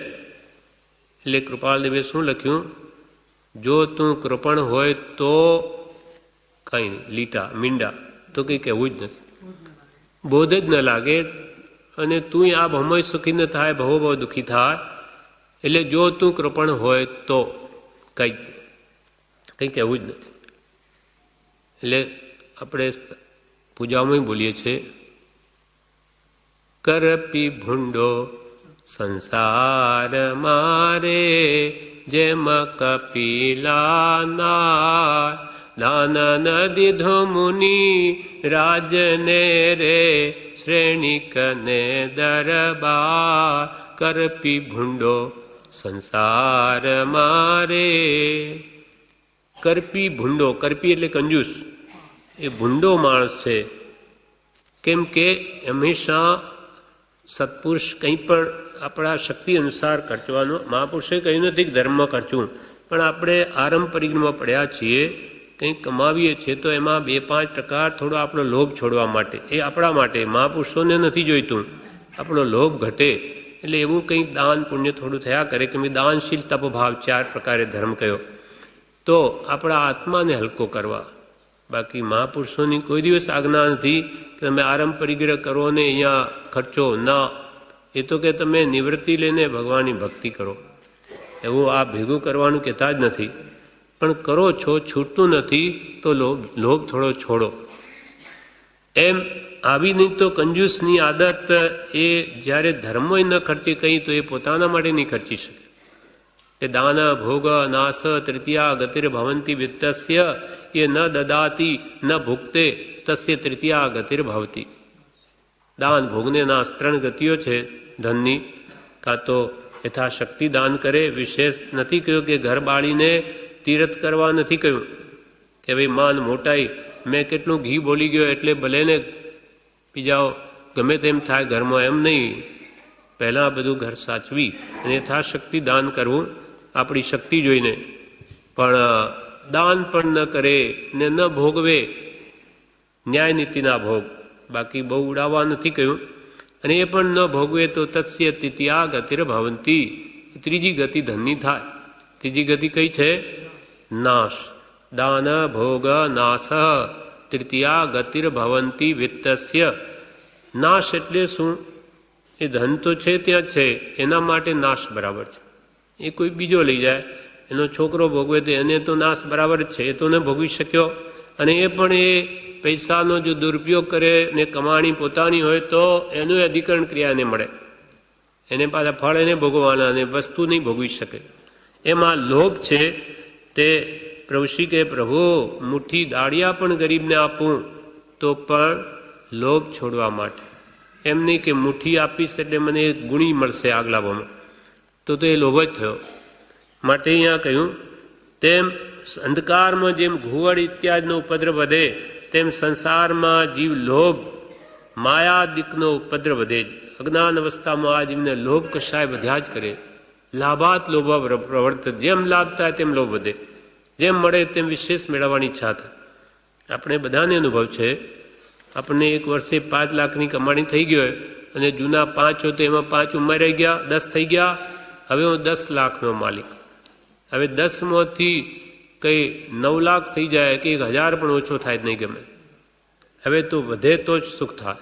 એવી આપણા અંતરને પૂછીએ તો એ વસ્તુ સમજાય એવી છે.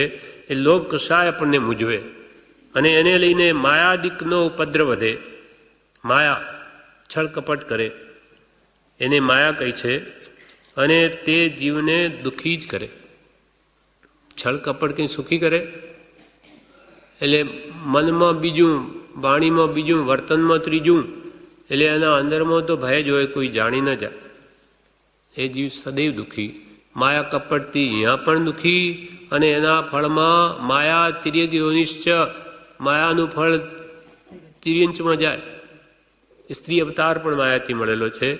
એટલે આપણને હવે સ્ત્રી અવતાર ન જોઈએ કે તિર્યંચ યોની ન જોઈએ, તો આપણે માયા ન કરવી, કપટ ન કરવું. જે મનમાં એ વચનમાં તો સ્ત્રી અવતારનો પુરુષ અવતાર થઈ જાય.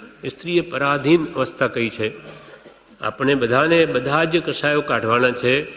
અને પુરુષે માયા કરતો એ સ્ત્રી બની જાય. બ્રાહ્મી સુંદરી ભગવાન ઋષભદેવની પુત્રીઓ એ કેમ સ્ત્રી અવતાર લીધો? આગલા બહુ માયા કરી, તપના નિમિત્તે પણ માયા કરી, એટલે સ્ત્રી અવતાર લઈ ગયા. એમ સંસારમાં લોભ અને માયા એ જીવને ઉપદ્રવ જ વધારે છે, એટલે સંસાર જ વધારે. એમ અનેક ભેદે જોતા સંસાર એ અંધકારમય છે. આ પ્રમાણે આ 19મો પાઠ પૂરો થયો. હવે શિક્ષા પાઠ 20માં સંસારને 4 ઉપમા ભાગ બીજો. હવે એક ચોથી ઉપમા બાકી રહી, તે છે સકટ ચક્રની, ગાડાનું પેંડું. ચોથી ઉપમા સંસારને સકટ ચક્રની એટલે ગાડાના પેંડાની છાજે છે. ગાડાનું પેંડું તેની ઉપમા છાજે એ પણ કૃપાલદિક યોગ્ય લાગે છે. ચાલતા સકટ ચક્ર જેમ ફરતું રહે છે તેમ સંસારમાં પ્રવેશ કરતા તે ફરતા રૂપે રહે. ગાડાનું પેંડું ફરતું રહે તેમ આપણે સંસારમાં પ્રવેશ કર્યો તો આપણો આત્મા પણ ચાર ગતિમાં ફર્યા જ કરે છે, ફર્યા જ કરે, અનાદિકાળથી ફરીએ છીએ. તેમ સંસાર ભાવ ન જાય ત્યાં સુધી આ સંસારમાં જીવ ગાડાના પેંડાની જેમ ચાર ગતિ અથવા 84 લાખ જીવાનીમાં ફર્યા જ કરશે. સકટ ચક્ર જેમ ધરી વિના ચાલી શકતું નથી, ગાડાનું પેંડું વચમાં એને ધરી જોઈએ, ખીલો. એ ખીલો ન હોય તો પેંડું રહે કોના ઉપર? તેમ સંસાર મિથ્યાત્વરૂપી ધરી વિના ચાલી શકતું નથી. આ સંસાર મિથ્યાત્વરૂપી ધરી, અજ્ઞાન, મિથ્યાત્વ એટલે અજ્ઞાન, વિપરીત માન્યતાઓ, દેહમાં આત્મબુદ્ધિ, પરમ મારાપણું, હું દેહાદિ સ્વરૂપ છું, દેહ શ્રી પુત્રાદિ મારા, એ ભાવ છે ને એ મિથ્યાત્વ છે. અને એને લઈને સંસારરૂપી પેંડું આ ટક્યું છે. દેહમાં આત્મબુદ્ધિ મટી જાય, પરમ મારાપણું મટી જાય તો આ સંસારરૂપી ગાડું ઊભું જ કોના ઉપર રહે? ગાડામાં જે ધરી ન હોય તો એ ગાડું પહેલાં તો સ્થિર રહી જ ન શકે તો ચાલે શું? સકટ ચક્ર જેમ ધરી વિના ચાલી શકતું નથી તેમ સંસાર મિથ્યાત્વરૂપી ધરી વિના ચાલી શકતું નથી. અને ધરી કાળી હોય તેમ અહીંયા કહે છે બ્રહ્મચારી, અનંતાનુબંધી કશાય કાળા છે, અનંત સંસાર વધારે એવા છે.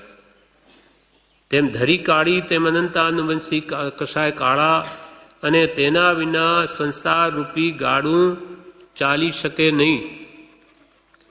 અને સકટ ચક્ર જેમ આરા વડે કરીને રહ્યું તેમ સંસાર શંકા પ્રમાદાદિક આરાથી ટક્યો છે. એ ગાડુંનું પેંડું હોય ગાડાનું, એમાં વચ્ચે પેલા આડા લાકડા હોય, એને લઈને, નહીં તો પછી એ રહે કેવી રીતે? એટલે જેમ એ પેંડું આરાથી ટક્યું તેમ આ સંસાર આપણો કયા આધારે ટકી રહ્યો? તો કે શંકા, આત્માની શંકા કરે. આત્મા પોતે આત્મા નામનું દ્રવ્ય હશે આ જગતમાં આદિ એવી અનેક શંકાઓ કરે, નિત્ય છે કે નહીં. અને પ્રમાદ, પ્રમાદના 15 ભેદ છે, એને લઈને સંસાર ટક્યો. એ પ્રમાદનો વિસ્તારમાં વિષય, કસાય, વિકતા અને નિદ્રા, 5 ઇન્દ્રના વિષયો, ક્રોધ, માન, માયા, લોભ આદિ 4 કસાય, અને નિદ્રા અને સ્નેહ, રાગ, મોહ, એને લઈને આ સંસાર ટક્યો છે. જેમ ગાડાનું પેંડું આરા વિના એ ટકી શકે નહીં, તેમ આપણો આ સંસાર છે તે આ શંકાઓ, ભગવાનના વચનોમાં તત્વા શ્રદ્ધાનમ સમ્યક દર્શનમ, એનાથી વિપરીત એ તત્વોમાં અશ્રદ્ધા, શંકાઓ, એને લઈને સંસાર ટક્યો. કે પ્રમાદમાં વિષય, કસાય, વિકતા, સ્નેહ અને નિદ્રાના કારણે આ સંસાર ટક્યો. દેશકથા, રાજકથા, શ્રીકથા, ભોજન કથા, 5 વિષયો, 4 કસાયો, સ્નેહ, રાગ, મોહ અને નિદ્રા, એને લઈને આ સંસારરૂપી ગાડું ટક્યું છે, ગાડાનું પેંડું ટક્યું છે. અનેક પ્રકારથી એમ સકટ ચક્રની ઉપમા પણ સંસારને લાગી શકે છે. કૃપાલદેવ આમ કૃપાલદેવ શું કહે? આ તો 4 ઉપમાઓ આપી, પણ એવી તો અનેક ઉપમાઓ આપી શકાય આ સંસાર. પણ તે કઈ ઉપમાઓ? બધી નીચ, હલકી, અધો ઉપમા એ સંસારને લાગુ પડે, સારી નહીં. એટલે આગળ કે છે, સંસારને જેટલી અધો ઉપમા આપો એટલી થોડી છે. બધી હલકી ઉપમા આપો સંસારને, કેમ કે એટલો ભયંકર સંસાર છે. આપણે જેમાં રહ્યા છીએ, અને એ પણ આ તો ઊંડા અવસર્પિણી કાળ છે હમણાં. આ 4 ગતિઓ રૂપ જે અનંત દુઃખમય સંસાર, એમાં જેટલી અધો એટલે નીચ ઉપમા આપો એટલી થોડી. જેમ કે આ સંસાર કેવો, તો કે કારાગ્રહ જેવો, જેલ સમાન. આપણે જેલમાં નાખી દીધા. શરીરમાં પહેલે જેલમાં પુરાયા કર્મોને લઈને અને મળમૂત્રની ખાણ એની કેટલી સેવા સવાર સાંજ સુધી કરવી પડે, અને એને લઈને એના સગા સંબંધીઓ એને ખવડાવો પીવડાવો નવડાવો અને અનેક પ્રકારની ઉપાધિ ભોગવવી પડે. એમ આ સંસાર કેવો કારાગ્રહ જેવો, જેલમાં નાખી દીધો કેવો દુઃખ પામે તેવું દુઃખ પામીએ છીએ. બીજી ઉપમા વરી અધો, સંસાર રૂપી જાણે વન છે અને આપણો આત્મા ત્યાં ચાર ગતિ રસ્તાઓમાં ભટક્યા જ કરે છે. આ વનની ઉપના, જંગલની. જંગલમાં ભૂલો પડી ગયો છે જીવ, સંસારરૂપી વનમાં. એને રાજમાર્ગ મળતો નથી. રાજમાર્ગ એટલે મુખ્ય માર્ગ, ધોરી માર્ગ અથવા રાજમાર્ગ, આપણા માટે પરમ કૃપાળનો માર્ગ, જે શુદ્ધ મૂળ માર્ગ ભગવાન કૃપાળ મહાદેવનો મહાવીરનો, એ નહીં આવ્યો હાથ ત્યાં સુધી ભટક્યા જ કરવાનું. વળી ત્રીજી ઉપમા અધો, સંસારરૂપી જાણે નાટક છે. એમાં આપણો આત્મા અનેક વેશ ધારણ કરીને નાચ્યા જ કરે છે. આજે મનુષ્યનો, કાલે તિર્યંચનો, ઢોર પશુ હાથી ઘોડા કે નારકી બની કે વળી દેવ બની, આવા અનેક વેશ ધારણ કરી કર્મને આધીન આ સંસારરૂપી નાટકમાં આ જીવ નાચ્યા જ કરે છે. આ ઉપમા મહાપુરુષે આપી, અધો ઉપમા. અને બળી સંસારરૂપી જાણે કૂવો છે, એમાં આપણો આત્મા પડેલો છે અંદર. હવે એને બહાર નીકળવું હોય તો શ્રદ્ધારૂપી દોરડા વડે નીકળી શકે. શ્રદ્ધા, જ્ઞાની પુરુષના વચન ઉપર શ્રદ્ધા કરે તો એ સંસારરૂપી કૂવામાંથી બહાર નીકળી શકે, બીજો કોઈ ઉપાય નથી. એવી સંસારને જેટલી અધો એટલે નીચ ઉપમા આપો તેટલી કૃપા કે થોડી છે. એટલે કેટલી એની હલકાપણું છે કે જેટલી નીચ ઉપમા આપો એટલી ઓછી. એ ચાર ઉપમા આપણે જાણી, એટલે આત્માને આ સંસાર દુઃખકારી છે એ સમજવા ચાર ઉપમાઓ જે કૃપાલદેવે કહી તે આપણે જાણી. હવે એમાંથી તત્વ લેવું યોગ્ય છે. આ તો જાણ્યું સંસાર એવો દુઃખરૂપ છે, આ સમુદ્ર જેવો છે, અગ્નિ જેવો છે, અંધકાર જેવો છે કે ગાળાના પેંડા જેવો છે, આ તો જાણ્યું. પણ હવે આપણે કરવું શું એમાંથી? અને દુઃખમય સંસારમાં આપણે આવી પડ્યા છે. હવે આપણે કયો ઉપાય લેવો એમાં, જેથી એમાંથી છૂટી શકાય? હું આવી પડ્યો છું આ જગમાં, નથી કોઈ દિલાસો દેવામાં. હું રખડી થાક્યો પ્રભુજી મારા, હું પૂજ્યું ચરણ તમારા. હું રખડી થાક્યો પ્રભુજી મારા, હું પૂજ્યું ચરણ તમારા. હું અનંત કાળથી આ 84 લાખ જીવાનીમાં ભટકતા હવે ભગવંત આપનું શરણ પામ્યો. માટે હવે હું એમાંથી કેમ નીકળી શકું? આ સંસારરૂપી સમુદ્રની બહાર પાર કેમ ઉતરું? એનો ઉપાય બતાવો. તે કૃપાલદેવ બતાવે છે કે હવે એમાંથી તત્વ લેવું યોગ્ય છે. કેવી રીતે ઉપાય બતાવે? તો કે સંસાર જેમ મજબૂત નાવ અને માહિતગાર નાવિકથી તરીને પાર પમાય છે. સંસાર ગમે એટલો લાંબો પહોળો હોય, પહેલાંના આપણા શ્રાવકો કે શેઠિયાઓ કમાણી માટે 500 વહાણ લઈને જતા, કેટલાય પરદેશ. એટલે એવી રીતે એ તો નાવડા કે જહાજ જે કંઈ પર જતા એ તો વળી ડૂબવાનો ભય રહે, પણ સફરી જહાજ જેવું હોય તો એમાંથી જરૂર પાર ઉતરી શકાય, એ તો ડૂબે જ નહીં એમ. અથવા સંસાર જેમ મજબૂત નાવ કાણા વગરની, સફરી જહાજ જેવી, અને માહિતગાર નાવિક, એને ચલાવનાર નાવિક એ પણ બરોબર જાણકાર જોઈએ કે ક્યાં ખરાવા છે, ક્યાં ટેકરા, ક્યાં ભમરીઓ, એને કેવી રીતે એને પાર પામવો એનો એ માહિતગાર નાવિક જોઈએ, અનુભવી. અને કાણા વગરની નાવ જોઈએ. તો ભલે ને ગમે એટલો મોટો સમુદ્ર હોય, તેને પણ તરી શકાય, તેને પણ પાર ઉતરી શકાય. તેમ કૃપાલદેવ કહે, સાગર એટલે સમુદ્ર જે મજબૂત નાવ અને માહિતગાર નાવિકથી તરીને પાર પમાય છે, તેમ સદ્ધર્મ રૂપી નાવ અને સદગુરુ રૂપી નાવિકથી સંસાર સાગર પાર પામી શકાય. સદ્ધર્મ રૂપી નાવ એટલે ભગવાને કહેલો ધર્મ એ સફરી જહાજ જેવો છે. આપણે સંસાર રૂપી જે અજ્ઞાન ભયંકર મોહ રૂપી સાગરમાં પડ્યા છે, સ્વયંભૂ રમણ સમુદ્ર જેવો, એમાંથી પાર ઉતરવું હોય તો સદ્ધર્મ રૂપી નાવ જોઈએ. સદ્ધર્મ ભગવાન તે વિતરાગોએ કહેલો પરમ શાંત રસમય ધર્મ પૂર્ણ સત્ય છે, એવો નિશ્ચય રાખો. એવા ધર્મનું શરણ જોઈએ, ગમે તેવો નહીં. વિતરાગ પુરુષોએ ઉપદિષ્ટ, અને એ પણ સાચા સદગુરુ દ્વારા બતાવેલો. નહીં તો બધું આખું જગત ધર્મ ધર્મ તો કરે, પણ ધર્મ કહે આત્મ સ્વભાવ કું, એ જેનાથી પ્રાપ્તિ થાય એવો સફરી જહાજ જેવો ધર્મ રૂપ તો નાવ જોઈએ.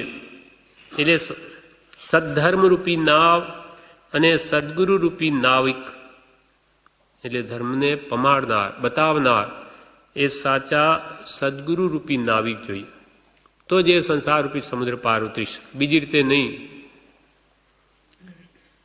એના માટે સ્તવનમાં કહ્યું કે ભગવાન કેવા છે? નિર્યામક છે, એટલે એ નાવિક છે, સાચા આપણને સંસાર સમુદ્રથી પાર ઉતારનાર છે. અને સાર્થવા છે.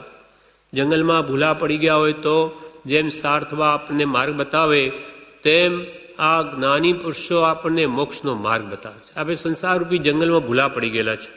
એ ભાવ સ્તવનમાં કહે છે,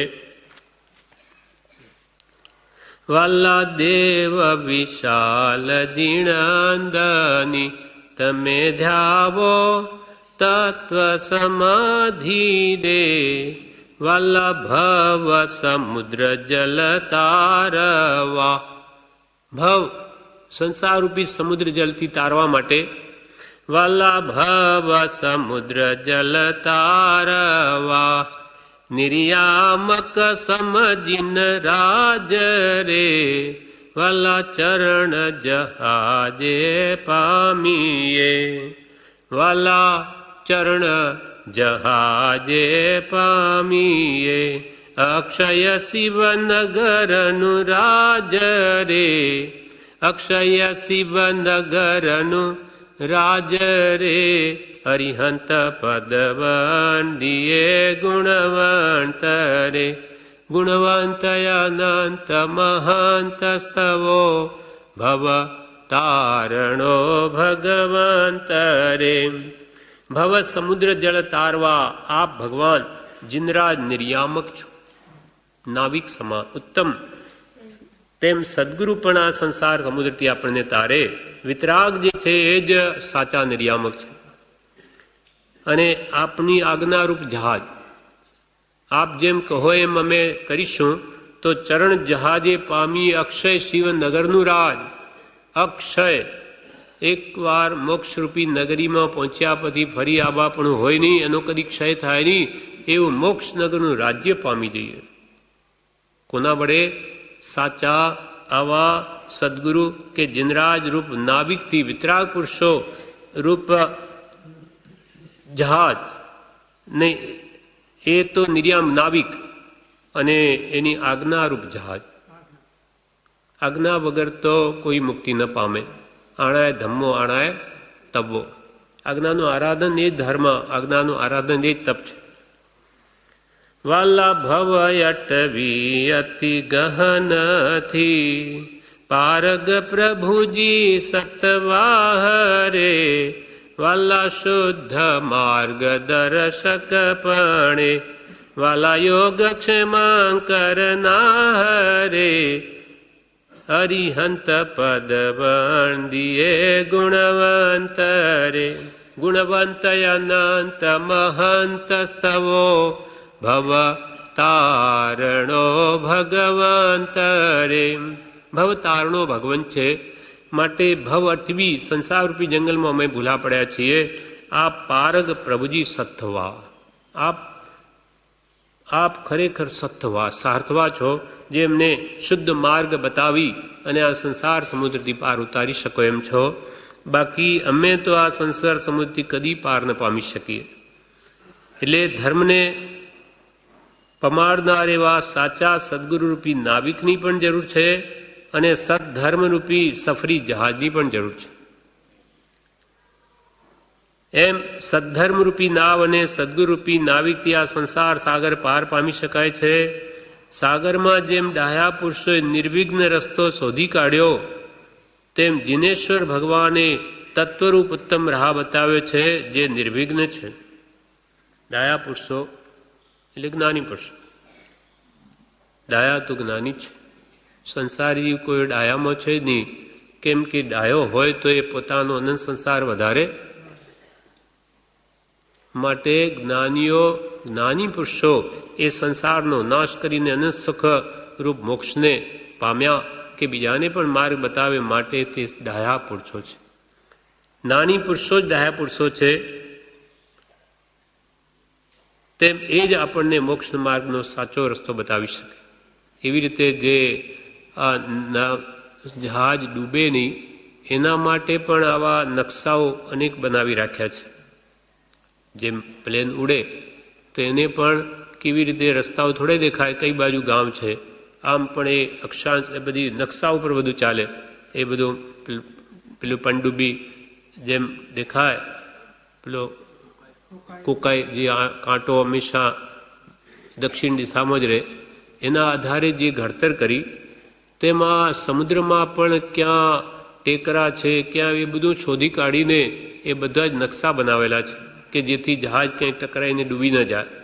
એમ અહીંયા કે છે સંસારના જે ડાહ્યા પુરુષો, વૈજ્ઞાનિકો વગેરે કે જે શોધકોએ, એ ડાહ્યા પુરુષોએ જેમ સમુદ્રમાં નિર્વિઘ્ન રસ્તો શોધી કાઢ્યો હોય છે, તેમ જીનેશ્વર ભગવાને તત્વજ્ઞાનરૂપ ઉત્તમ રાહ બતાવ્યો છે કે જે નિર્વિઘ્ન છે. ભગવાને આખા લોકનો નકશો બતાવ્યો આપણને, અને ચાર ગતિમાં જવા આવવાના માર્ગ કેવી રીતે છે કે શું કેવું પાપ કરો તો તમે નરકમાં જાઓ, શું કરો તો દેવલોકમાં જાઓ, શું કરો તો મનુષ્ય અવતાર પામો, શું કર્યો તો તિર્યંજ ગતિને પામો. એ બધા રસ્તાઓ તત્વજ્ઞાન રૂપ ઉત્તમ રાહ બતાવ્યો છે. એ પ્રમાણે જીવ વર્તે તો જરૂર ઠેઠ નિર્વિઘ્નપણે પહોંચી જાય મોક્ષ. એ વાત કૃપાલદેવે આપણને અપૂર્વ અવસરમાં બતાવી. બ્રહ્મચારી કહે કે એ રાસ્તો માર્ગ કૃપાલદેવે અપૂર્વ અવસરમાં સમ્યક દર્શન કેમ પામીએ અને ઠેઠ સિદ્ધ પદ સુધી કેવી રીતે જવાય, એ બધો માર્ગ અપૂર્વ અવસરમાં કૃપાલદેવે બતાવ્યો છે. એમ જીનેશ્વર ભગવાને તત્વજ્ઞાન રૂપ ઉત્તમ રાહ બતાવ્યો છે, મોક્ષનો માર્ગ બતાવ્યો છે. તેમાં હિંસા, झूठ, ચોરી, અબ્રહ્મ, પરિગ્રહ પ્રત્યે મૂર્છા, એ 5 મોટા પાપો એ સંસારના કારણ છે. જ્યારે અહિંસા, સત્ય, અચૌર્ય, બ્રહ્મચર્ય, પરિગ્રહ ત્યાગ એ આપણી મુક્તિનું કારણ છે. એક એના પર દ્રષ્ટાંત છે. એક ખેંગાર નામનો રાજા હતો. એ શિકારમાં આસક્ત, એટલે શિકાર કરવા નીકળેલો. એને કેટલાય હરણાઓને મારી પોતાની ઘોડાની પાછળ બાંધ્યા. હવે એકલો ભૂલો પડી ગયો એના સૈનિકોથી. તે એ હરણાઓને મારી પાછળ બાંધીને લઈને આવતો હતો, પણ રસ્તો ભૂલી ગયો. એટલે એક નાના ગામમાં એક ભાટ ચારણ બેઠેલો, એને પૂછ્યું કે ભાઈ આ શહેરમાં જવાનો માર્ગ કયો? તે શું કહે, એ મને ખબર નહીં, હું તો 2 માર્ગ જાણું છું. એને જોયું કે અહિંસા કરીને આવ્યો છે. એટલે કે જે નિરપરાધી પ્રાણીઓને મારે, હિંસા કરે તે નરકમાં જાય, અને જે અહિંસા ધર્મ પાળે કોઈને ન મારે તે સ્વર્ગમાં જાય. એ 2 સ્વર્ગના અને નરકના માર્ગ જાણું છું, બીજા મને ખબર નથી. એટલે કે તું આવું હિંસા કરીને આવ્યો, તું નરકમાં જઈશ. એટલે એ વચનોથી એને બોધ થઈ ગયો, વિચારમાં પડી ગયો કે હું આવું પાપ કરું છું, નરકમાં મારી ગતિ થશે. એમ કે છે કે એનાથી બોધ પામ્યો અને એને હિંસા છોડી દીધી. એમ જે પાપ કરે આ બધું પુણ્ય પાપ ક્યાંથી જાણવા મળ્યું? તત્વજ્ઞાનરૂપ નિર્બુજ દીવાથી. એમ અહીંયા કે છે આ સંસાર સાગર તે ઉત્તમ તત્વજ્ઞાનરૂપ ઉત્તમ રાહ વડે આ સંસારથી નિર્વિઘ્નપણે પાર પામી શકાય. તત્વજ્ઞાનરૂપ દીવો. એના પર એક બીજું દ્રષ્ટાંત છે કે એક પુષ્પ ચૂલા અને પુષ્પ ચૂલ ખરેખર તો બે ભાઈ બહેન છે, પણ એના પિતાને એવું થયું કે આ એટલો બધો પ્રેમ છે પરસ્પર અને એના લગ્ન બીજે થશે તો આ જીવી નહીં શકે. એટલે રાજા મર્યાદા મૂકી દઈ અને એ બેના લગ્ન કરી દીધા, ભાઈ બહેનના. એટલે માતાને બહુ દુઃખ થયું કે આવું ભયંકર કૃત્ય કર્યું. એટલે એને તો દીક્ષા લઈ લીધી. હવે દીક્ષા લીધા પછી માતા દેવલોકમાંથી એ પુષ્પચૂલા, હમણાં રાજાની રાણી, આમ બેન છે, પછી પિતા મરી ગયા એટલે બે રાજા રાણી થઈ ગયા. એટલે હવે માતા ત્યાંથી સ્વપ્ન આપે છે પોતાની દીકરીને નર્કના. એટલે નર્કનું જોયું કે આવું ભયંકર આ બધું ક્યાં છે, શું છે. એટલે રાજા જે પુષ્પચૂલ એને ધર્મો, બીજા ધર્મોના બધા મહાત્માઓને બોલાવીને પૂછ્યું કે આ શું આ નરકગતિ, આવા બધા ભયંકર દ્રશ્યો. તો કે અહીંયા જે પાપ એ નરક અને અહીંયા પુણ્ય કરે એ સ્વર્ગ, એ સિવાય બીજું કાંઈ નથી. બીજા ધર્મવાળો એમનું કે એમ કહી દીધું. એટલે જૈન આચાર્ય જેનું નામ હતું એને પૂછ્યું, ગુરુ જ્ઞાની હતા, કે આ આવી રીતે એણે આ સ્વપ્ન જોયું છે, એવું જોયું છે કંઈ, તો આ શું કહેવાય? ના કે નરકનું સ્વરૂપ બતાવ્યું. તો નરકનું સ્વરૂપ શું? એટલે આત્મજ્ઞાની મહાત્માએ તો જેમ એણે સપનામાં જોયું તે બધું જ કહી દીધું જ્ઞાન વડે. એટલે એ પુષ્પચૂલા રાણીએ એમ કહ્યું કે શું આપને પણ સ્વપ્ન આવ્યું છે? મને જે આવ્યું નરકનું આપને પણ આવ્યું છે કે આપે બધું મને દેખાયું તેમ આપે બધું કહ્યું? ત્યારે જ્ઞાની ભગવાન શું કહે કે અમારી પાસે તો આ તત્વજ્ઞાન રૂપી દીવો છે, એનાથી એમને બધું દેખાય. તત્વજ્ઞાન વડે અમે બધું જાણીએ કે નરકમાં શું છે ને સ્વર્ગમાં શું. એટલે એને વાત બેસી ગઈ કે આવું નર્ક, હા કે આવું. તો કે એનાથી કેમ છૂટાય? તો કે આ દીક્ષા લે તો જ એનાથી મુક્તિ મળે, નહીં તો ફરી રાગ મોહ રાજા રાણી થઈને જો આવી રીતે આ શક્તિમાં પડીએ તો અનંત સંસાર વધે. એટલે એ વિરક્ત ભાવમાં ફરી એકવાર ફરી સ્વર્ગનું પણ સ્વપ્ન માતા દેખાડે, ફરી પૂછે. એટલે આ બે હું વર્ણને કરે એટલે એની શ્રદ્ધા થઈ ગઈ રાણીને કે આ જ્ઞાની ભગવાન કે સત્ય છે, જે દીક્ષા લઈ લે છે. આમ એની માતાએ આ સપનો આપીને એને ત્યાગ અપાવી દીધો. એટલે ફરી એવી પ્રથા ચાલે નહીં. આ પ્રમાણે અહીંયા કહેવાનો આશય કે તત્વજ્ઞાન રૂપી ઉત્તમ રાહ જે જ્ઞાની પુરુષો બતાવે એનાથી આખું વિશ્વનું જ્ઞાન થઈ શકે. તેમ હવે આ સાગરની ઉપમાનો ઉપાય જ્ઞાનીઓ બતાવ્યો કે ભગવાનનું ઉત્તમ તત્વજ્ઞાન આરાધો. સત્પુરુષ રૂપી એ નાવિકને એટલે સદગુરુની જરૂર છે, એના કહ્યા પ્રમાણે ચાલો અને સદ્ધરૂપી નાવ અથવા અજ્ઞારૂપી નાવમાં બેસીને આ સંસારરૂપી સમુદ્ર તરી જાઓ. બીજો કોઈ ઉપાય નથી. સાચા જ્ઞાની આપણા માટે પરમ કૃપાળુ દેવ સાચા ગુરુ છે, પ્રભુએ બતાવે એવા, અને એની આજ્ઞા પ્રમાણે ચાલો. એની જે 7 વ્યસન 7 અભક્ષ કે સહજાત્મ સ્વરૂપની મુખ્ય આજ્ઞા વગેરે આખું વચનામૃત આજ્ઞા જ બતાવે છે. એ પ્રમાણે વર્તી અને આ અનંત સંસાર દુઃખરૂપ છે એ સમુદ્ર જેવો છે અને હવે પાર ઉતરી. હવે બીજું અગ્નિની છાય ઉપમા આપી એનો ઉપાય કૃપાળદેવે બતાવે. અગ્નિ જેમ સર્વને ભક્ષ કરી જાય છે તેમ અગ્નિ જેમ સર્વને ભક્ષ કરી જાય છે, પરંતુ પાણીથી તે બુઝાઈ જાય છે. ગમે એટલી અગ્નિ બધાને બાળે પણ એના ઉપર પાણી નાખે તો ઓલવાઈ જ જાય, એની તાકાત રહે નહીં. તેમ વૈરાગ્ય જળથી સંસારરૂપી અગ્નિ બુઝવી શકાય છે. સત્પુરુષના બોધરૂપી જળથી વૈરાગ્ય આવે. એટલે હંમેશા આપણે આ વૈરાગ્ય ભાવ લાવવા શું કરવું? તો કે સત્પુરુષના વચનો વાંચવા, વિચારવા. તેથી એ ઉપદેશબોધ છે. એથી આપણામાં વૈરાગ્ય આવે, ત્યાગ આવે, ઉપશમ આવે, ભક્તિ આવે, અને એ આવવાથી અંતરમાં અત્યંત આત્મશીતળતા વ્યાપે અને એ આ સંસારરૂપી અગ્નિને બુઝવી, ત્રિવિધ તાપાગ્નિને બુઝવી નાખે. એનો એક જ ઉપાય છે,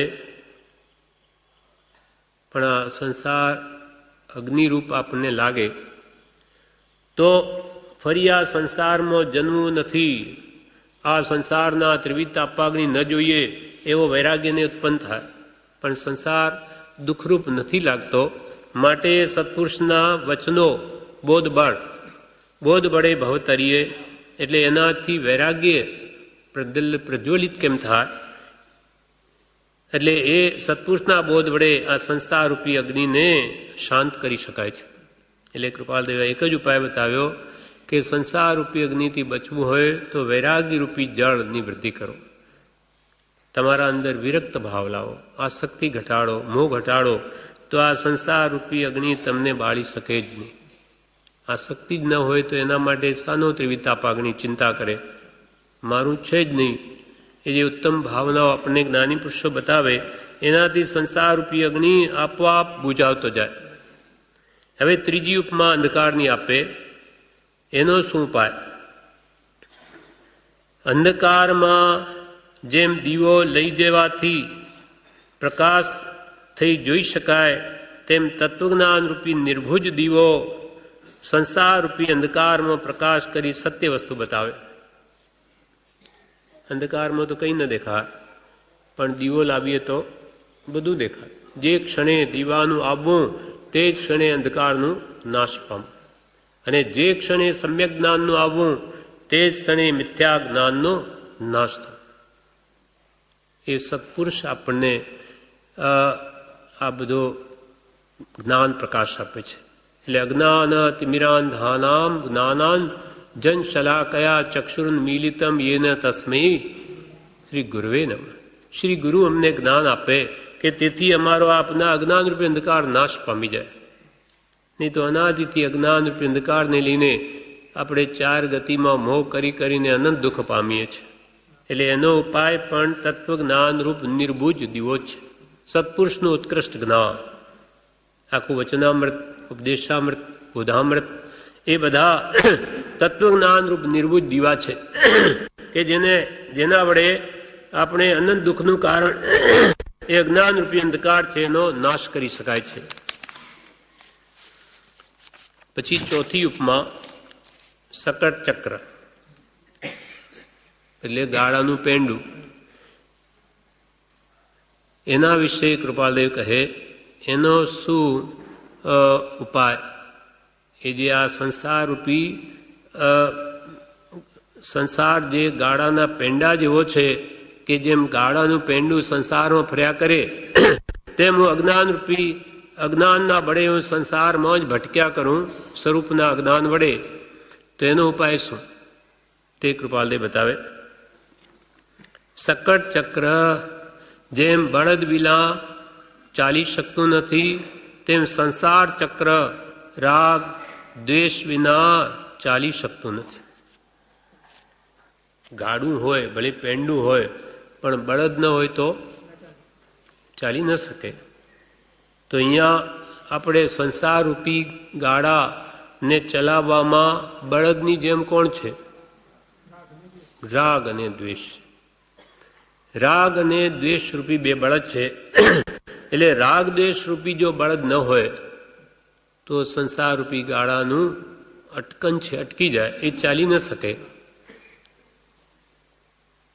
સકટ ચક્ર જેમ બળદ વિલા ચાલી શકતું નથી, તેમ સંસાર ચક્ર રાગ દ્વેષ વિના ચાલી શકતું નથી.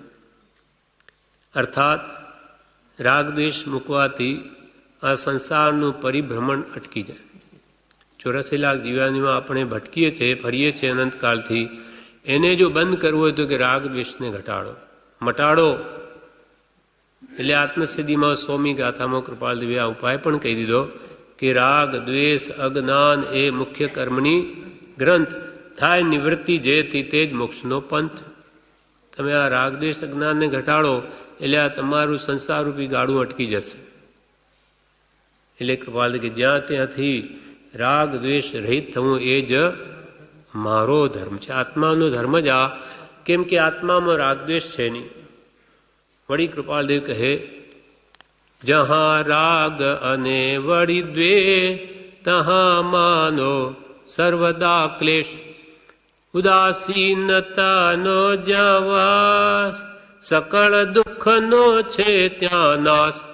ઉદાસીનતાનો જ્યાં વાસ સકળ દુઃખનો છે ત્યાં નાશ. ઉદાસીનતા એટલે વૈરાગ્ય ભાવ. ઉદાસીન, ઉદ એટલે અધર, આસીન એટલે બેસવું, અધર બેસવું એટલે કંઈ લેપાવું નહીં, એનું નામ વૈરાગ્ય.